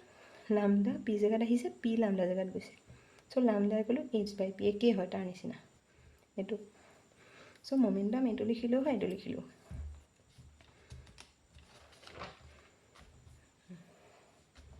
তাৰপিছত এতিয়া তোমাৰ যিটো মই এতিয়া অলৰেডি কৈ আহিছোঁ, যিটো আমাৰ ইণ্টেনচিটি যিমানেই বঢ়াম, তাৰমানে উজ্জ্বলতাটো যিমানেই বঢ়াম, তাত ফটনৰ সংখ্যা বেছি হ'ব। তাৰমানে লাইট ৰে বেছিকৈ ওলাব, তাৰমানে ফটনৰ সংখ্যা বেছি হ'ব। আৰু যিমানেই ফটনৰ সংখ্যা বেছি হয়, মই কৈছিলোঁ যে এটা ফটনে এটা ইলেক্ট্ৰন উলিয়াব পাৰে। যদি 10টা ফটন আহে 10টা ইলেক্ট্ৰন উলিয়াব, যদি 1000টা ফটন আহে 1000টা ইলেক্ট্ৰন উলিয়াব, হয় নহয়? গতিকে সেই যিটো উইথ ইনক্ৰিজ ইন ইণ্টেনচিটি যদি বঢ়াই দিওঁ, নাম্বাৰ অফ ফটন ইনক্ৰিজ হ'ব, কিন্তু ফটো কাৰেণ্টটো ইনক্ৰিজ হ'ব, কিন্তু এনাৰ্জি অফ ইচ ফটন কিন্তু একেই থাকিব। তাৰমানে যদি মানে এইটো হয় বোলে তুমি ৰেডৰ এটা বাল্ব লৈছোঁ, এইটো ৰেড বোলে, ইয়াৰ ফ্ৰিকুৱেঞ্চি ৰেড কালাৰটো। ইয়াৰ পৰা বোলে ফটন ওলাইছে কেইটা? 1, 2, 3, 4, 5টা। এইটো ৰেড হয়। প্ৰত্যেকটো ফটনৰ এনাৰ্জি কিমান আছিলে অলপ আগত পঢ়ি আহিছোঁ, h নিউ, ইয়াৰো কিমান হ'ব? h নিউ, ইয়াৰো কিমান হ'ব? h নিউ, ইয়াৰো কিমান হ'ব? h নিউ, এইটো কিমান হ'ব? h nu. নিউটো কাৰ ফ্ৰিকুৱেঞ্চি হ'ব? ৰেডৰ ফ্ৰিকুৱেঞ্চি একে, নিউ প্ৰত্যেকৰ এনাৰ্জি একে, h নিউ। পিছৰ বাৰত বোলে তুমি তাৰ ইণ্টেনচিটি বঢ়াই দিলা, কালাৰটো কিন্তু কি আছে? ৰেড, কাৰণ ফ্ৰিকুৱেঞ্চিটো একেই আছে, তাৰমানে কালাৰ একেই আছে, কিন্তু তুমি বোলে ইণ্টেনচিটি বঢ়াই দিলা, তেতিয়াহ'লে তোমাৰ ইয়াৰ পৰা বেছি ওলাব ফটন। কিন্তু তেতিয়াও ৰেডৰ ফ্ৰিকুৱেঞ্চি সমানেইটো হ'ব, তেতিয়াও তোমাৰ কি নাম্বাৰ অফ ফটন বেছি হৈছে, কিন্তু ইণ্ডিভিজুৱেলি সিহঁতৰ কিন্তু এনাৰ্জিটো এতিয়াও কিমান আছে? ফটনৰ এনাৰ্জি একেই আছে। চ' সেইটো দি দিছোঁ, মানে ইণ্টেনচিটি বঢ়ালেই ফটনবিলাকৰ এনাৰ্জি বাঢ়ি নাযায়, একেই থাকিব, জাষ্ট ফটনৰ নাম্বাৰটো বাঢ়ি যাব। নেক্সট আহিছে ফটন কেনেকৈ ট্ৰেভেল কৰে, কিমান স্পীডত? স্পীড অফ লাইট, কাৰণ অলৰেডি চিটো লৈ আহিছোঁ ইয়াৰ আগত, হয়নে? সেইটো কাৰণেতো ফটনৰ তাত ভেল'চিটি ভি নিলিখি চি লিখিছোঁ, গতিকে স্পীড অফ লাইটতে যাব ফটন। তাৰপিছত তাৰমানে বোলে লাইট আগলৈ গুচি গৈছে, ফটন থাকি গৈছে, সেইটো নহয়, কাৰণ লাইটটো কিহেৰে গঠিত? ফটনে, গতিকে লাইটৰ যিটো স্পীড হয় ফটনৰ সেইটো স্পীড হ'ব। নেক্সট আহিছে খালি ফটনৰ কনচেপ্টটো কেতিয়া আহে? যেতিয়া সেই মানে লাইটে কাৰ লগত ক'ত পৰিবগৈ লাগিব? কিছুমান মেটাৰত পৰিবই লাগিব, নহ'লে যদি বোলে মেটাৰত নপৰে, বোলে স্পেচত গৈ আছে, তেতিয়া কিন্তু তাত ফটনৰ কনচেপ্ট নাহে। চ' নেক্সট আহিছে when a photon enters a different medium, তেতিয়া কিন্তু ফ্ৰিকুৱেঞ্চিটো একেই থাকে, কিন্তু তাৰ ৱেভলেন্থ আৰু ভেল'চিটি বেলেগ হয়। এতিয়া চোৱা বোলে এইটো এটা ৰেডৰ ফটন আহিছে, তাৰমানে ৰেড কালাৰৰ ৰে আহি আছে বোলে, ৰেড এইটো ইয়াত ফটন আহি আছে, তাহলে ৰেডৰ এটা ফটনৰ এনাৰ্জি কি হ'ব? h নিউ, লগত পাইছোঁ h নিউ, এনাৰ্জি কোৱান্টাইজেশ্যন, হয়নে? h নিউ, এইটো এয়াৰ আছিলে, এইটো হৈ গ'ল বোলে গ্লাছ, হয়নে? এয়াৰ গ্লাছ, এটা এয়াৰৰ পৰা আহি গ্লাছত এণ্টাৰ কৰিলে, এয়াৰৰ পৰা আহি গ্লাছত এণ্টাৰ কৰাৰ লগে লগে ইয়াত কি হৈ যাব? নিউটো কিন্তু কি হৈ থাকিব? নিউৱে থাকিব, আৰু এইচটোতো সদায় একে, তাৰমানে এনাৰ্জিটো এতিয়াও কি আছে, একেই আছে, ফ্ৰিকুৱেঞ্চিও কি থাকিব, একেই থাকিব, কিন্তু এয়াৰতকৈ গ্লাছত স্পীডটো কমি যাব। তাৰমানে ইয়াত চিতকৈ অকণমান ভেলুটো কমি যাব, এইবাৰ অলপ ভেলচিটিটো কমি যাব। আৰু চি নিউ এইবিলাকৰ মাজৰ ৰিলেশ্যনটো কি আছিলে, নিউ ইনটু লামডা ইকুৱেলটো কি আছিলে, চি। গতিকে ইয়াত চোৱা, এতিয়া নিউটোতো একেই থাকিব আৰু চি ডিভাইডেড বাই লামডা, নিউ একেই থাকিব। কিন্তু আমি গম পাওঁ যে এয়াৰতকৈ গ্লাছত ভেলচিটি কমি গ'ল, এইটো যদি কমি গৈছে ইও অট'মেটিকেলি কি হৈ যাব লাগিব, কমি যাব লাগিব, তেতিয়াহে আকৌ এইটো একেই থাকিব। তাৰমানে মিডিয়াম যদি চেঞ্জ হৈছে ফ্ৰিকুৱেঞ্চি একেই থাকিব, তাৰমানে কালাৰ একেই থাকিব, কিন্তু স্পীড বেলেগ হ'ব। স্পীড বেলেগ হোৱাৰ কাৰণে তাৰ ৱেভ লেন্থ বেলেগ হৈ যাব। বুজি পালোনে সেইটো কথা? কিন্তু ফ্ৰিকুৱেঞ্চি বা কালাৰ কেতিয়াও বেলেগ নহয়। হৈ গ'ল। নেক্সট লাষ্টৰ প্ৰপাৰ্টিটো হ'ল ফোটনৰ, rest mass of a photon is 0। তাৰমানে ৰেষ্ট মাছ, তাৰমানে ধৰা এতিয়া এইটো লৈ ল'লোঁ, এটা বোলে metallic plate, photo sensitive plate. ইয়াত বোলে তুমি ৰেড লাইটৰ ফোটন, মানে ৰেড লাইট পেলাই আছা বোলে, পেলাই আছা মানে ফোটন আহি আছে, ধাম ধুম পৰি আছে বোলে, তুমি 10 দিনমানৰ কাৰণে কণ্টিনিউৱাছ পেলাই থৈছা হা। আগতে বোলে ইয়াৰ ৱেইটটো তুমি মেজাৰ কৰি থৈছিলা বোলে 10 কেজি আছিলে, 10 দিন পেলাই আছা, তাৰ পাছতো যদি তুমি মেজাৰ কৰি চোৱা ইয়াৰ ৱেইটটো কি থাকিব, 10 কেজিয়ে থাকিব। তাৰমানে ফোটন আহিছে, ফোটন যে আহিলে ইয়াত মানে কোনো ফোটন ডিপ'জিট হোৱা নাই। যদি ফোটন ডিপ'জিটেই হোৱা নাই তেতিয়াহ'লে ফোটনৰ মাছটো কি বুলি ধৰিব লাগিব, 0। তাৰমানে ফোটন আগতে আহি আছিলে, তেতিয়া কিন্তু ফোটনৰ ভেলচিটি আছিলে আকৌ এয়াৰত, কিন্তু ক'ত ইণ্টাৰেক্ট কৰিলে, মেটাৰত ইণ্টাৰেক্ট কৰিলে। যেতিয়াই ৰেডিয়েশ্যন মেটাৰ ইণ্টাৰেকশ্যন হয় ফোটনৰ কনচেপ্ট আহে আৰু ফোটনৰ মাছটো অট'মেটিকেলি 0 হৈ যায়। সেই কথাটো মনত ৰাখিব লাগিব। বুজি পালোঁ? নহ'লে তুমি বোলে এবছৰমানৰ কাৰণে লাইট পেলাই আছা, তেতিয়াহ'লে মানুহে এইটো 10 কেজি বস্তুটো দাঙিবই নোৱাৰিলেহেঁতেন, হয়নে নহয়? গতিকে ফোটনৰ মাছটো, ৰেষ্ট মাছটো কিমান, 0 বুলি ধৰা হয়। বুজিছে? হয়তো পিছলৈ বোলে ডিস্কভাৰ হ'ল বোলে ইয়াৰ কথাটো বেলেগহে আছিলে, তেতিয়া বেলেগ কথা, কিন্তু এতিয়া যিমানখিনি থিয়ৰী আছে ইয়াৰ ওপৰতে বেছ হৈ আছে। হৈ গ'ল। আৰু ৰেষ্ট মাছটোক আমি M0 বুলি কওঁ। হৈ গ'ল, M0। তাৰপিছত নেক্সট আহিলে তোমাৰ যিটো Einstein equation of photo electric effect. তাৰমানে মই কৈছিলোঁ এই ফটো ইলেক্ট্ৰিক ইফেক্টটো আমি অলৰেডি গোটেইখিনি গম পালোৱেই। এতিয়া আইনষ্টাইনে গোটেই ফটো ইলেক্ট্ৰিক ইফেক্টটোক মেথমেটিকেলি এক্সপ্ৰেছ কৰিলে, তাৰমানে ইকুৱেশ্যন দি দিলে। হৈ গ'ল। এইটো চোৱা, আইনষ্টাইনে সেইখিনি কথাই কৈছে, আমি যিখিনি কৈছোঁ সেইখিনিয়ে, খালি এবাৰ কিছুমান টাৰ্ম তেওঁ দি দিছে। এতিয়া চোৱা, এইটো ফটো চেঞ্চিটিভ মেটেৰিয়েলটো মই আঁকি দিছোঁ। ইয়াত এইটো ইনচিডেণ্ট ফোটন আহিছে আৰু ফোটনৰ এনাৰ্জি কিমান বুলি ধৰিছোঁ, এইচ নিউ। এইটো হৈ গ'ল আমাৰ ইনচিডেণ্ট ৰেডিয়েশ্যন, এইটো ইনচিডেণ্ট ৰেডিয়েশ্যন হয়নে।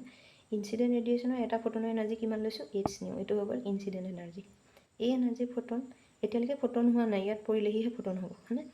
চ' ইয়াত আহি ইণ্টাৰেক্ট কৰিলে ৰেডিয়েশ্যন ইয়াত পৰাৰ লগে লগে ইলেক্ট্ৰনক এনাৰ্জি দি দিলে, আৰু ইলেক্ট্ৰনক যিমান মিনিমাম এনাৰ্জি এইটো লাগে, ফাইন নট, এইটো কোৱা হয় ৱৰ্ক ফাংচন। তাৰমানে মিনিমাম ইমানখিনি এনাৰ্জিহে লাগে ইয়াৰ পৰা ওলাবলৈ, কিন্তু মই বোলে তাতকৈ অলপ বেছি দিছোঁ, এইচ নিউটো অলপ বেছি যেনিবা ফাইনতকৈ, তেতিয়াহ'লে এক্সট্ৰাখিনিয়ে কি বঢ়াই দিব, তাৰ কাইনেটিক এনাৰ্জি বঢ়াই দিব, হয়নে নহয়। তাৰমানে ধৰা মোক পকেট মানি লাগে যেনিবা 50 টকা, মোক ঘৰৰ পৰা দিলে 80 টকা দিছে, মোক লাগে কিমান, 50 টকা। তেতিয়াহ'লে এক্সট্ৰা কিমান বাকী থাকিব, 80, 50 গ'ল, থাকিলে কিমান, 30। সেই 30ৰে মই কাইনেটিক এনাৰ্জিটো বঢ়াই দিম। 30টো মই অকল ক'ত লগাই দিছোঁ, কাইনেটিক এনাৰ্জিতে লগাই দিছোঁ। গতিকে মেক্সিমাম হৈ যাব কাইনেটিক এনাৰ্জি, কাৰণ আৰু বেলেগ এনাৰ্জি ফৰ্মত নাথাকে, গোটেইটো কমপ্লিট কি এনাৰ্জি ফৰ্মত গুচি যাব, কাইনেটিক এনাৰ্জি। সেইটো কাৰণে কাইনেটিক এনাৰ্জি মেক্সিমাম কৰি দিছোঁ। হৈ গ'ল। সেইটো হ'ল ইনচিডেণ্ট ৰেডিয়েশ্যনৰ এনাৰ্জি, আৰু এইটো যিটো ৰিকুৱাৰ্ড ৱৰ্ক ফাংচন, মিনিমাম এনাৰ্জিটো, আৰু এইটো এক্সট্ৰাটো। গতিকে এইটো দিছিলোঁ টোটেল, এইটো বা দিয়াটো পৰা এইটো যদি মই কি কৰি দিওঁ, মাইনাছ কৰি দিওঁ, দিছিলোঁ লাগিছিলে ইমান, দিছিলোঁ 50 টকা, খৰচ পকেট মানি লাগে কিমান, 50, হয় নহয়। দিছিলোঁ 80 টকা, খৰচ কৰিলোঁ কিমান, 50 টকা, বাকী কিমান থাকিলে, 30 টকা। এই 30টোক মই কেনেকৈ লিখিম, 30 = 80 - 50। গতিকে ইয়াতো মই এইটো কি কৰিছোঁ, kinetic energy maximum = h nu minus phi nought. হৈ গ'ল। এই ফাইনটটো কোৱা হয় ৱৰ্ক ফাংচন। চ' ৱৰ্ক ফাংচনৰ ডেফিনেশ্যনটো কি হ'ব, work function is the minimum energy, কাৰণ এইটো এনাৰ্জি, হয়নে, মিনিমাম এনাৰ্জি বা ৱৰ্ক ডান, একেই কথা, ৱৰ্ক ডানৰ পৰা এনাৰ্জি আহে। Minimum energy required to eject the electron from a photo sensitive material, হয়নে? চ' এইটো ৱৰ্ক ফাংচনৰ ডেফিনেশ্যন।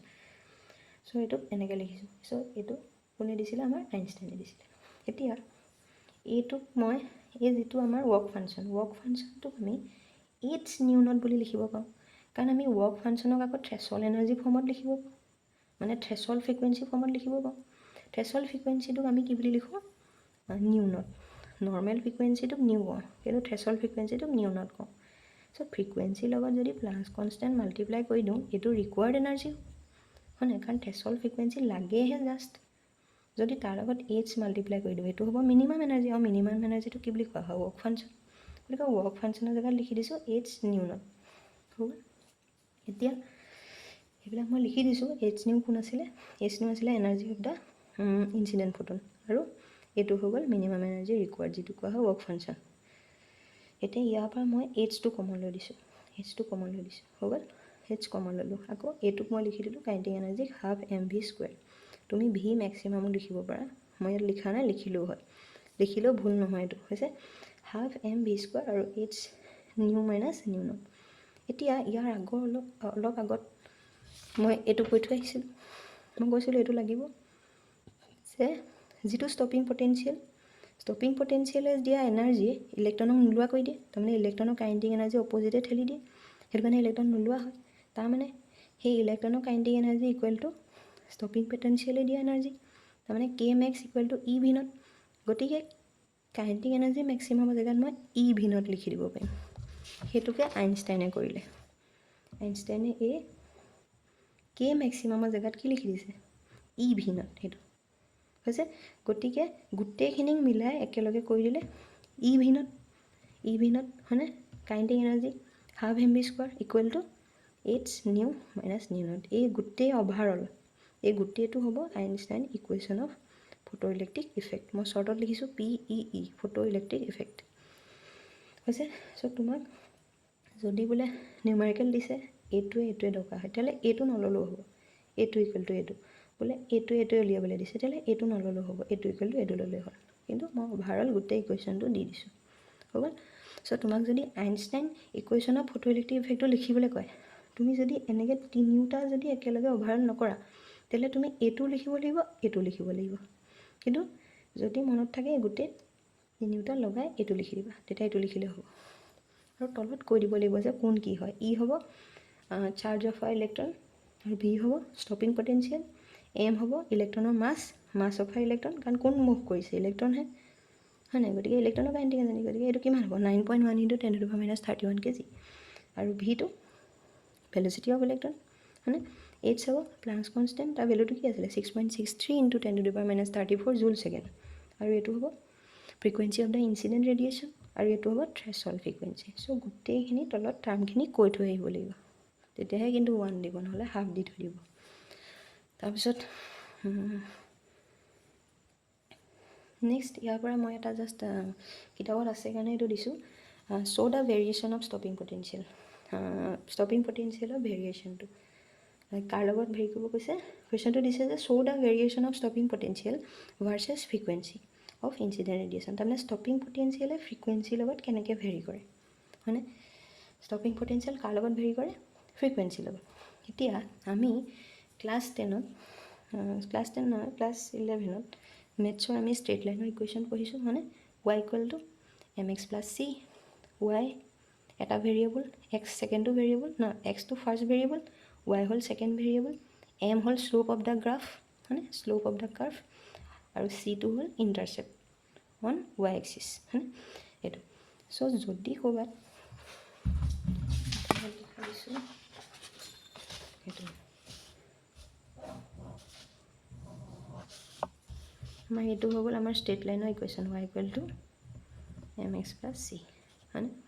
চিটো কেলৈ ৱাই ইণ্টাৰচেপ্ট, এক্সৰ যে নহয়, কাৰণ চোৱা এইফালে ৱাই আহিছে, এইটো ৱাই, এই গোটেইটো মিলিও ৱাই হ'ব, আৰু এই গোটেইটো মিলিও ৱাই হ'ব, কাৰণ টকা পাবলৈ হ'লে টকা যোগ টকা। চ' এইটো যদি টকা হয়, এইটো টকা, এইটো টকা, একেই নহয় জানো? চ' mx গোটেইটো মিলি ৱাই নিচিনা, আৰু চি হ'ব ৱাই নিচিনা, সেইটো কাৰণে intercept on Y axis, not x axis, হৈছে? এতিয়া চোৱা মই জাষ্ট এক্সট্ৰা কৈছোঁ। এতিয়া যেনিবা তোমাক ৱাই আৰু এক্সৰ গ্ৰাফ আঁকিবলৈ কৈছে, ৱাই আৰু এইটো হ'ব এক্স হৈছে। আমি ৱাই এক্স আঁকি ল'লোঁ, এমটো শ্লোপ আৰু চিটো হ'ব ইণ্টাৰচেপ্ট। আৰু চোৱা চিৰ আগত কি চাইন আছে, প্লাছ চাইন, গতিকে পজিটিভ ৱাইত হ'ব ইণ্টাৰচেপ্ট। চ' ৱাইৰ কোনটো ক'ৰ পৰা হ'ব, পজিটিভ।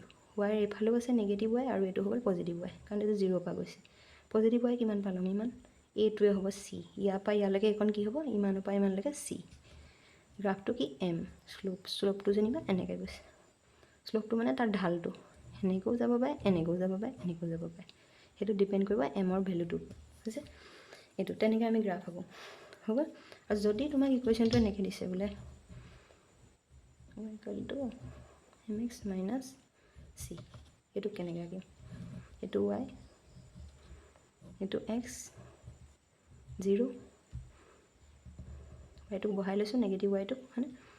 ইয়াত শ্লোপটো চোৱা মাইনাছ চি, তাৰমানে মাইনাছ ৱাই পৰা যাব, ইয়াৰ পৰা যাব। চ' ইয়াৰ পৰা ইয়ালৈকে এইকণ হ'ব চি, এইকণ মাইনাছ চি ইয়ালৈকে। চ' গ্ৰাফটো ক'ৰ পৰা ষ্টাৰ্ট হ'ব, ইয়াৰ পৰা। আগতে ক'ৰ পৰা ষ্টাৰ্ট হৈছিলে, ইয়াৰ পৰা। এইবাৰ ক'ৰ পৰা ষ্টাৰ্ট হ'ব, ইয়াৰ পৰা। এইটো আমি সেইটো কাৰণে এইকণ নেদেখায় কেতিয়াবা, এইটোক এনেকৈ আঁকি থৈ দিয়ে, এইটো তাৰমানে চিটো নেগেটিভৰ পৰা গৈছে, এইটো নেগেটিভৰ পৰা গৈছে, হৈ গ'ল। এইকণ নেৰাকে মানে তলকণ ইয়াৰ পৰা দেখাই দিয়ে, হৈ গ'ল। ইয়াৰ পৰা গ'লে ইণ্টাৰচেপ্ট পজিটিভ, ইয়াৰ পৰা গ'লে ইণ্টাৰচেপ্ট নিগেটিভ। আৰু ইয়াৰ পৰা যদি যায়, ইয়াৰ পৰা যায় গ্ৰাফটো, তেতিয়া ইণ্টাৰচেপ্টটো 0, তাৰমানে চি ভেলুটো নাহে। এইটো এনেকুৱা হ'ব ইকুৱেশ্যনটো, y equal to m x, অকল এম এক্স। এতিয়া এইটো চোৱা, কাৰ ভেৰিয়েশ্যন দিছে, ভি নট আৰু নিউ। কাৰ ৰেচপেক্টত দিছে, নিউ ৰেচপেক্টত। চ' নিউটো এক্স হ'ব, যাৰ ৰেচপেক্টত হয় সেইটো এক্স, যাৰ ভেৰিয়েশ্যন দেখাবলৈ কৈছে সেইটো ৱাই হৈছে। চ' ভি নট হ'ব ৱাই আৰু নিউ হ'ব এক্স, মনত থাকিবনে। যাৰ ৰেচপেক্টত কয় সেইটো এক্স, যাৰ ভেৰিয়েশ্যন কয় সেইটো ৱাই। চ' এইটো ৱাই, এইটো এক্স। এতিয়া ইহঁতৰ দুটাক মানে এইটো ষ্টাইললৈ নিব লাগিব।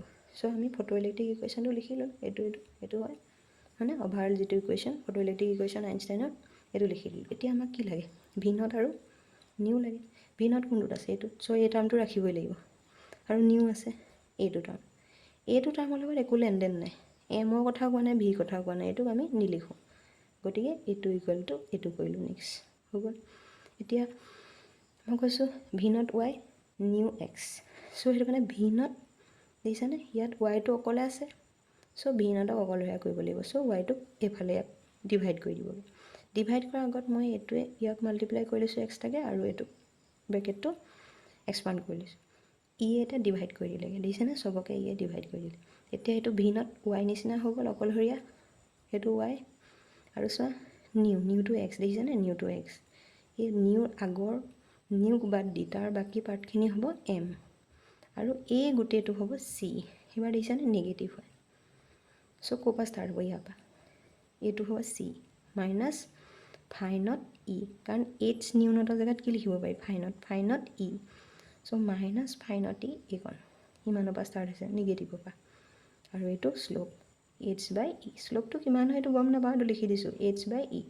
ইয়াৰ ভেলুটো যদি উলিয়াবলৈ দিয়ে, এইচৰ ভেলু প্লাংকছ কনষ্টেণ্ট বহাই দিবা, ইৰ ভেলু 1.6 × 10⁻90 10⁻19 সেইটো বহাই দিবা, আছে। সেইটো বহাই পেলাই এমটো দৰকাৰ হ'লে উলিয়াই দিব পৰা, নিদিলেও সেনেকৈ থৈ আহিলেও হয়। চ' এইটো ইয়াৰ হেৰি, তেনেকৈ যিটোক দিয়ে, যাৰ লয় সেইটোক ৱাই কৰি ল'বা তেনেকৈ, আৰু সিটো এক্স। মেইন যিটো ৱাই হয় সেইটোক অকলশৰীয়া কৰিলে হ'ব, তাৰপিছত সিটোৰ বাকীখিনি এম আৰু সিটো চি হ'ব। এতিয়া চোৱা দুটা মেটেল দিছে ইয়াত, চ' এইটো গম পালোঁ। আৰু এইটো কথা, এই গ্ৰাফটোৱে য'ত কাটিব, মানে এই গ্ৰাফটোৱে ফ্ৰিকুৱেঞ্চিৰ এক্সিছটোক, এইটো ফ্ৰিকুৱেঞ্চিৰ এক্সিছক য'ত কাটে, এইটো হ'ব তাৰ চলিউশ্যন, তাৰমানে এইটোৱে হ'ব তাৰ থ্ৰেছহল্ড ফ্ৰিকুৱেঞ্চি। মনত থাকিবনে, সেই গ্ৰাফটোৱে ফ্ৰিকুৱেঞ্চিক য'ত কাটিব সেইটো হ'ব থ্ৰেছহল্ড ফ্ৰিকুৱেঞ্চি। আৰু সেই গ্ৰাফটোৱে তোমাৰ এইফালে য'ত কাটিবগৈ সেইটো হ'ব আমাৰ এই যিটো ইণ্টাৰচেপ্ট হ'ব। এতিয়া চোৱা দুটা মেটেল দিছে, দেখিছা, মেটেল এ মেটেল বি। এতিয়া চোৱা এই মেটেলটো দিছে, এই মেটেলটো দিছে, ইয়াৰ দেখিছানে, ইয়াৰ থ্ৰেচল ফ্ৰিকুৱেঞ্চি কম, কিন্তু ইয়াৰ থ্ৰেচল ফ্ৰিকুৱেঞ্চি বেছি। তাৰমানে কোনটো বেছি হাৰ্ড মেটেল হ'ব এইটো, কাৰণ ইয়াৰ থ্ৰেচল ফ্ৰিকুৱেঞ্চিও বেছি হয়, সেইটো কাৰণে ইয়াৰ ইণ্টাৰচেপ্টটো বেছি। দেখিলেনে? সেইটো কাৰণে সেই মেটেল এইটো ধৰা লিথিয়াম ছ'ডিয়াম সেইবিলাকৰ নিচিনা হ'ব, আৰু এইটো মেগনেছিয়াম সেইবিলাক কেডমিয়াম সেইবিলাকৰ নিচিনা হ'ব। হ'ল। চ' তেনেকৈ আমি কোনটোক বেছি এনাৰ্জি দিব লাগিব সেইটো আমি গম পাম ইয়াৰ পৰা। এতিয়া একেবাৰে লাষ্ট টপিক,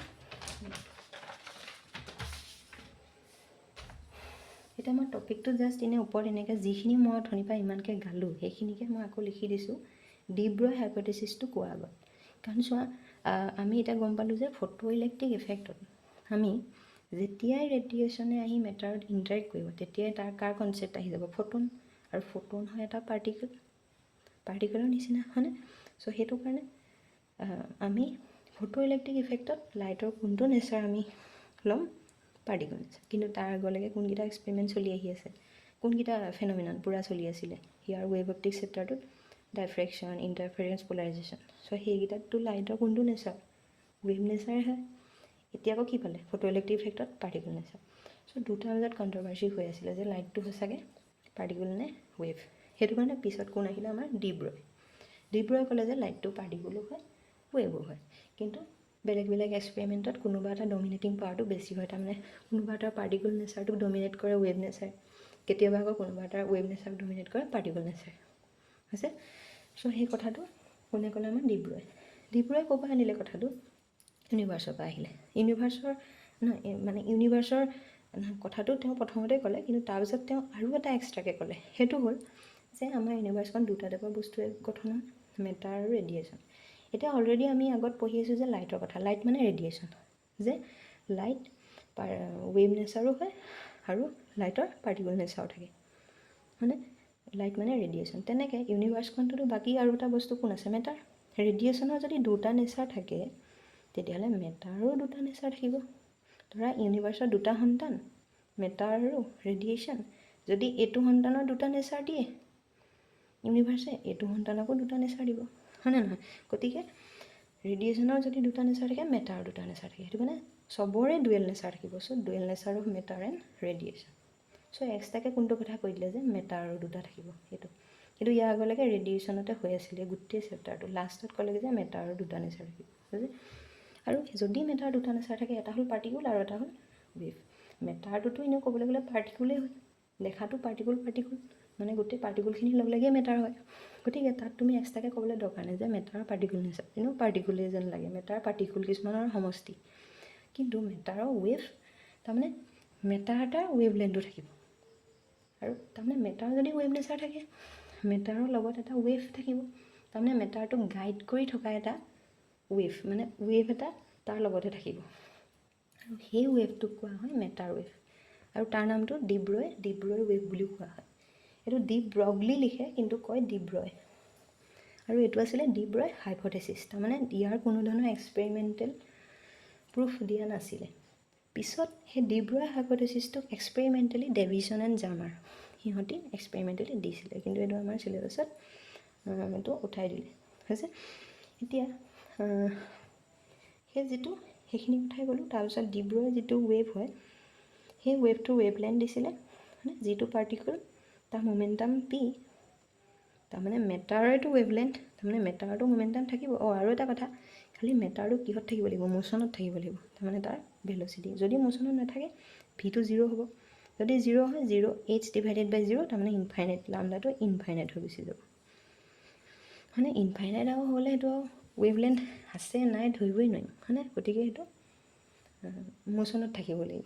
আৰু এটা কথা, মাছটো যদি বহুত বেছি হয়, তাৰমানে আমি দেখি থকা যিবিলাক মেক্ৰস্কপিক ৱৰ্ল্ড, আমি দেখি থকা যিকোনো বস্তু, মাছটো বহুতেই বেছি হয়। গতিকে তলত ডাঙৰ বস্তুটো আছে, ওপৰত সৰু, দিছেনে? প্লাংকছ কনষ্টেণ্ট কিমান সৰু, কাৰণ 6.63 × 10⁻34 ইমান সৰু। গতিকে পেনটো তাৰ তুলনাত বহুত ডাঙৰ। বা যিকোনো এটা সৰু এটা সৰু যদি চাউলো লওঁ, হয়নে? এটা সৰু যদি ধূলিকণাও লওঁ, সেইটো ধূলিকণা নহয় বাৰু, এটা যদি সৰু ধৰা চাউলে যদি এটা লওঁ, সেই চাউলটো তাৰ কাৰণে বহুত ডাঙৰ হয়, কাৰণ আমি দেখিছোঁ ন মেক্ৰস্কপিক। চ' সেইটো কাৰণে এমটো বহুত বেছি হয়, এইচটো বহুত সৰু হয়।